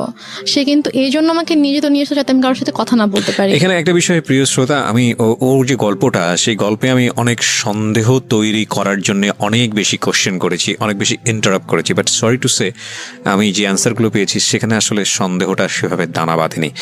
এবং তার মানে এটা না যে ওনার মা যেটা করেছে, উনি যেটা বলেছে সেটা 100% সত্য, আপনাকে ধরে নিতে হবে, আমি সেটা আপনাকে বলছিও না। বাট কোশ্চেন করাটা আমার জায়গা থেকে দায়িত্ব ছিল, আমি সেটা করেছি। কি করবেন না করবেন সেটা একান্তই আপনার বিষয়, বলেন। তারপর তো সবার ধারণা ছিল যে বা মা মেয়েকে অনেক ভালোবাসে, এত কেয়ার করে যে পরীক্ষার হলের বাইরে বসে থাকে, আবার মেয়েকে নিয়ে যায় 3 ঘন্টা বসে থেকে আবার নিয়ে আসে। আউটলুকিংটা ডিফারেন্ট ছিল, হ্যাঁ না, কিন্তু আমি ওই জায়গাটায় আসতে চাই যে বাসা থেকে বের হয়ে তারপর আমি বাসা থেকে চলে আসি। আমি বাসা থেকে ভোরবেলা আমার ফুপির কাছে চলে আসি। তো আমি জাস্ট আমার কয়েকটা কাপড় নিয়ে আমি বাসা থেকে চলে আসি। তো চলে আসার পরে আমার ফুপির বাসায় আমি প্রায় 1 মাসের মতো ছিলাম। ফুপি জানতো? হ্যাঁ, আমি গিয়ে সবকিছু বলি। আমি যাওয়ার পরে ফুপি জেনেছে, ফুপি চাচু মানে যার যার জানা সবাই আমি স্প্রেড আউট হয়েছে। আমি বলেছি সবাইকে। তো সবাই তো শুনে খুব অবাক যে তুমি কেন আমাদেরকে এতদিন বলো না, তোমাকে অনেক আগে আমরা ওখান থেকে নিয়ে আসতাম। তাহলে আমার বলার তো কোনো ওয়ে ছিল না। তো তারপর আম্মু 2 দিন পরে বাসায় ব্যাক করে। তো ব্যাক করে দেখতে পাই আমি নাই। সে হয়তো মানে বুঝে উঠতে পারেনি যে আমি বাসায় থাকবো না, সে এসে দেখবে আমি হয়তো বাসায় আছি। তো সে যখন দেখে আমি বাসায় নেই, সে তখন ফোন করে আমাকে। তো ফোন করে বলে যে তুমি কোথায়? আমি বলি যে আমি ফুপির বাসায়। তো বলে যে বাসায় আসো, চাবি নেই, আমি তো ঢুকতে পারতেছি না। আমি বলছি আমি বাসায় যাবো না। তো বলে যে না, বাসায় তো আসতে, বাসায় কেন আসবো? আচ্ছা, আমি এই ডিলেমাগুলো একটু শর্ট করি। হ্যাঁ, সেটা হচ্ছে যে বাসায় আপনি জানেন, এরপর কি করেছেন আপনি স্টেপ বাই স্টেপ? বাসায় যাইনি। তো তারপর আমি যখন ঢাকায় চলে আসবো, আমার ইউনিভার্সিটিতে অ্যাডমিশন নিতে হবে। তো আমার তো ওখানে আমার এসএসসির যে পেপারস, তারপর হচ্ছে কিছু সার্টিফিকেটস, এগুলো তো আমার লাগবে। তো এগুলো তো সবকিছু বাসায় আমি রেখে এসেছি, আমি তো কিছুই নিয়ে আসিনি বাসা থেকে। তো আমি যখন যেতে চাই, তো আমার ফুপি আম্মুর সাথে কথা বলে যে ওর তো কিছু পেপারস লাগবে, তো বাসায় যাবে, গিয়ে ওর যা যা লাগবে নিয়েও চলে আসবে। পরে বলে যে না, ও তো বাসায় ঢুকতে পারবে না, ওকে বাসায় আসতে দিব না। তো এক পর্যায়ে এবং আম্মু নানা সময় নানাভাবে আর কি আমাকে ফোন দিয়ে, ফুপিকে ফোন দিয়ে, চাচুকে ফোন দিয়ে সবাইকে থ্রেট করতো যে আপনার আমার মেয়েকে নিয়ে আমার সম্পর্কে ব্রেন ওয়াশ দিচ্ছেন, এই জন্য ওরকম করতেছে, আমি আপনাদের নামে কেস করবো যে আমার বাচ্চাকে কিডন্যাপ করে রাখছেন আপনারা। তো এগুলো নিয়ে আসলে আমার ফ্যামিলি সবাই খুব ভয়ে ছিল, যে কারণ তারা এটা বলতো যে ও যে কোনো কিছুই করতে পারে, যে তার নিজের মেয়ের সাথে এরকম করতে পারে, সে আমাদের ক্ষতি করতে তার বাঁধবে না। তো সবাই মিলে আমার আপুর সাথে ডিসকাস করে দেন ডিসিশন হলো যে আমি মানে তার নামে একটা জিডি করব। আচ্ছা, তার নামে একটা জিডি করে রাখবো যে সে আমার সাথে এরকম বিহেভ করেছে এবং সে ইন ফিউচারে আমার এবং আমার ফ্যামিলির ক্ষতি করতে পারে। তো এরকম একটা কিছু জানিয়ে জিডি করব। তো তারপর ফুপির বাসা থেকে আমি আমার ফুপা, আমার বড় ভাই, আমার একটা চাচা সহ আমি আমাদের শহরে আসি। পুলিশ জিডি নিয়েছে? জি, পুলিশ মার এগেইনস্টে মেয়ে জিডি করছে। জি, নিয়েছে। তো ওখানকার গিয়ে যখন আমি ফার্স্টে বলি, তো ওখানকার অফিসাররা পরে বলে যে ঠিক আছে, আপনি ওসির সঙ্গে কথা বলেন। তো আমরা ওসির কাছে যাই। তো ওসির কাছে যাওয়ার পর ওনাকে যখন আমি ডিটেল সব ঘটনা খুলে বললাম, তখন উনি বলল যে এটা খুবই সেন্সিটিভ একটা ব্যাপার, তো ঠিক আছে আমি জিডি করে দিচ্ছি, সমস্যা নেই। তারপর আপনি বাসায় ঢুকতে পারলেন? তারপর আমি বাসায় গেলাম, জিডি করে আমি বাসায় গেলাম। তারপর ঢুকতে দিচ্ছিল না, তারপর ওসি ফোন করে দেওয়াতে তারপর কি ঢুকতে দিয়েছে আমাকে। তো জিডিতে কি কি বিষয় মেনশন ছিল? জিডিতে মেনশন ছিল হচ্ছে যে উনি বললো যে জিডিতে তো যেসব বিষয় ঘটেছে এগুলো তো আসলে ডিটেলে লেখাটা পসিবল না এত কিছু, তো তুমি এভাবে একটা লেখো যে তুমি নিজের ইচ্ছায় তোমার ফুপির কাছে ছিলে এতদিন, তারা তোমাকে কিডন্যাপ করেনি এবং তুমি এখন পড়াশোনার জন্য তুমি সিরাজগঞ্জ থেকে ঢাকায় শিফট করছো এবং এখানে তোমার বোন তোমাকে টেক কেয়ার করবে, তোমার বোনের দায়িত্বে তুমি যাচ্ছ এবং তোমার ফুপু চাচা কারো কোনো দোষ নেই, তারা তোমাকে কিডন্যাপ করে তুমি নিজে এসে তার কাছে এসেছিলে। আচ্ছা, এবং ইন ফিউচারে যদি তোমার কোনো ক্ষতি হয়, তার জন্য তোমার মা দায়ী থাকবে। মা কেন দায়ী থাকবে? মানে সে আমার কোনো ক্ষতি করবে আর কি। জিডিতে এরকম টাচ দেয়া ছিল যে মা আমার সঙ্গে ধরনের আচরণ করছে? হ্যাঁ, আচরণ করে, সে আমাকে শারীরিকভাবে মানসিকভাবে অনেকভাবে নির্যাতন করেছে, গায়ে হাত তুলেছে, যৌন নির্যাতন করছে। জি, এগুলো ছিল, এগুলো জিডিতে ছিল? জি, এগুলো ছিল। ওকে। তো তারপর আমি বাসায় যাই, বাসায় গিয়ে কিছু সার্টিফিকেট, আমার প্রয়োজনীয় যা যা জিনিসপত্র ছিল আমি এগুলো নিয়ে দেন ফুপির বাসায় চলে আসি। তার কয়েকদিন পরে আমি ঢাকায় চলে আসি এবং ঢাকায় চলে আসার পরে আমার রেজাল্ট দেয়। তো আমি আসলে আমার রেজাল্টের দিন আমি বিশ্বাসই করতে পারছিলাম না, আমার খুব ভয় করছিল যে আমি হয়তো ফেল করব। ঢাকায় আসেন কত সালে? আমি ঢাকায় আসি 2014 সালের আগস্ট মাসে। 2014 সালের আগস্ট মাসে, এখন হচ্ছে 2018 সাল প্রায় শেষের দিকে, 2019 সাল পড়তে গিয়েছে। এই প্রায় 5 বছর জি। আপনি বাড়ি যাননি? আমি যাইনি বাড়িতে, মার সঙ্গে কোনো যোগাযোগ নেই? কোনো যোগাযোগ নাই। ফোনে একবার হাই হ্যালো হয়নি? ফোনে 2বার কথা হয়েছে। এই 5 বছরে মাত্র 2বার? হ্যাঁ, আমি ফোন দিয়েছিলাম, একবার আম্মু ফোন দিয়েছিল, আমার নাম্বার আমি চেঞ্জ করে ফেলেছিলাম ঢাকা আসার পর আমার নাম্বার, তো সামহাও পেয়ে যায়, তো পেয়ে আমাকে ফোন করে, দেন আমি কথা বলি না, আমি ফোন রেখে দিই, দেন আমি নিজে কল দিয়েছিলাম, কারণ মানে আমার না খারাপ লাগতো, মানে যত কিছুই করুক তারপরও দেখা যায় যে মানে কেউ যদি বাচ্চা যদি অসুস্থ হয় অথবা অনেক খারাপ কোনো সময় কাটায় অথবা অনেক খুশির কোনো সময় কাটায়, তখন কিন্তু স্বাভাবিকভাবেই মা বাবা ভাই বোন আপনজনদের কথা মনে পড়ে। তো আমি যখন ঢাকায় আসার পরে যখন আমি সিক হতাম, তখন হোস্টেলে থাকতাম একা একা, তো আমি খুব লোনলি ফিল করতাম। এবং যখন খুব বেশি অসুস্থ হতাম তখন আমার খুব ইচ্ছা করতো যে অন্যদের মাকে দেখতাম, যে আমার মা কেন অন্যদের মতো না, অন্য মায়েরা তো এত ভালো, তার বাচ্চাদেরকে এত কেয়ার করে, বাচ্চাদেরকে আগলে রাখে, এবং একটা মায়ের কাছে তো বাচ্চা সবচেয়ে সেফ থাকা উচিত, যেটা আমি ছিলাম না। তো আমার সাথে কেন এরকম হতো? আমি নামাজ পড়ে আল্লাহর কাছে কান্না করতাম যে আল্লাহ আমার সাথেই কেন এরকম হলো, আমার মা কেন এরকম, অন্যদের মা তো এত ভালো। তো আমি এই যে একদম ইমোশনাল হয়ে আমি আমার মাকে ফোন দিয়েছিলাম, গত বছর অক্টোবর মাসে ফোন দিয়েছিলাম আম্মুকে। তো সে প্রথম 1 মিনিট আমার সাথে ভালো করে কথা বলেছে, ভালো করে বলতে চাই, জিজ্ঞেস করলাম যে কেমন আছো, ভালো আছি, তুমি কেমন আছো, আমি বলছি ভালো আছি। তো তারপরে বলতেছে যে তুমি কেন এভাবে আমাকে সবার সামনে খারাপ বানিয়ে তুমি বাসা থেকে চলে গিয়েছো। তা আমি বলেছি যে আমি কেন এসেছি তুমি জানো না, তুমি আমার সাথে যা করেছো তারপর আমি কিভাবে তোমার সঙ্গে থাকতাম। আমাকে বলছে তোমার সাথে আমি কি করেছি, তুমি আমার সাথে কি করেছো জানো না, বলেছে না আমি তোমার সাথে কিছুই করিনি। পরে বলছে যে বলো আমি তোমার সাথে কি করেছি। তখন আমি বলছি তুমি আমার সাথে আমাকে মারধর করেছো, আমাকে আমার সংসারটা নষ্ট করেছো, আমাকে আমার ভালোবাসা মানুষের থেকে তুমি দূর করেছো, তার সামনে আমাকে খারাপ বানিয়েছো, আমার সাথে তুমি অনেক কিছুই তো করেছো, তো তুমি এগুলো কিছুই করোনি, তুমি কিভাবে বলতেছো যে তুমি কি করছো তুমি জানো না। বলতেছে যে আমি তো তোমার সাথে এরকম কিছুই করিনি, তুমি তো নিজেই ডিভোর্স দিচ্ছ, তোমার ডিভোর্সের জন্য তো আমি দায়ী ছিলাম না, তো তুমি কেন এখন আমাকে মিথ্যা ব্লেম করতেছো, আর তোমাকে আমি কবে মারছি, তোমাকে তো আমি মারি নাই। মানে সে আমার সাথে যা যা করেছে তার সব কিছুই সে এখন অস্বীকার করে আমার কাছে। আমার আপুর সাথে মাঝে মাঝে তার কথা হয়, তখন সে আমার আপুকেও বলে যে না আমি ওর সাথে কিছুই করিনি। আপনার বড় আপুর সঙ্গে তো সেরকম কোনো কিছু করেনি আপনার দেখা মতে? বড় আপুর সংসারে অনেক ঝামেলা সৃষ্টি করার চেষ্টা করেছে, সেটা হচ্ছে বড় আপু শ্বশুর বাড়িতে ফোন দিয়ে আপুর হাজব্যান্ডকে ফোন দিয়ে আপুর সম্পর্কে অনেক উল্টাপাল্টা কথা বলেছে। ঠিক আছে, নাই বা গেলাম, আমি শুধু মানে খুব এমন একটা জায়গায় গল্পটা দাঁড়িয়ে গেল, এখানে কথা বলাটা খুব মুশকিল। তবে প্রিয় শ্রোতা, আমরা একটা প্লিজ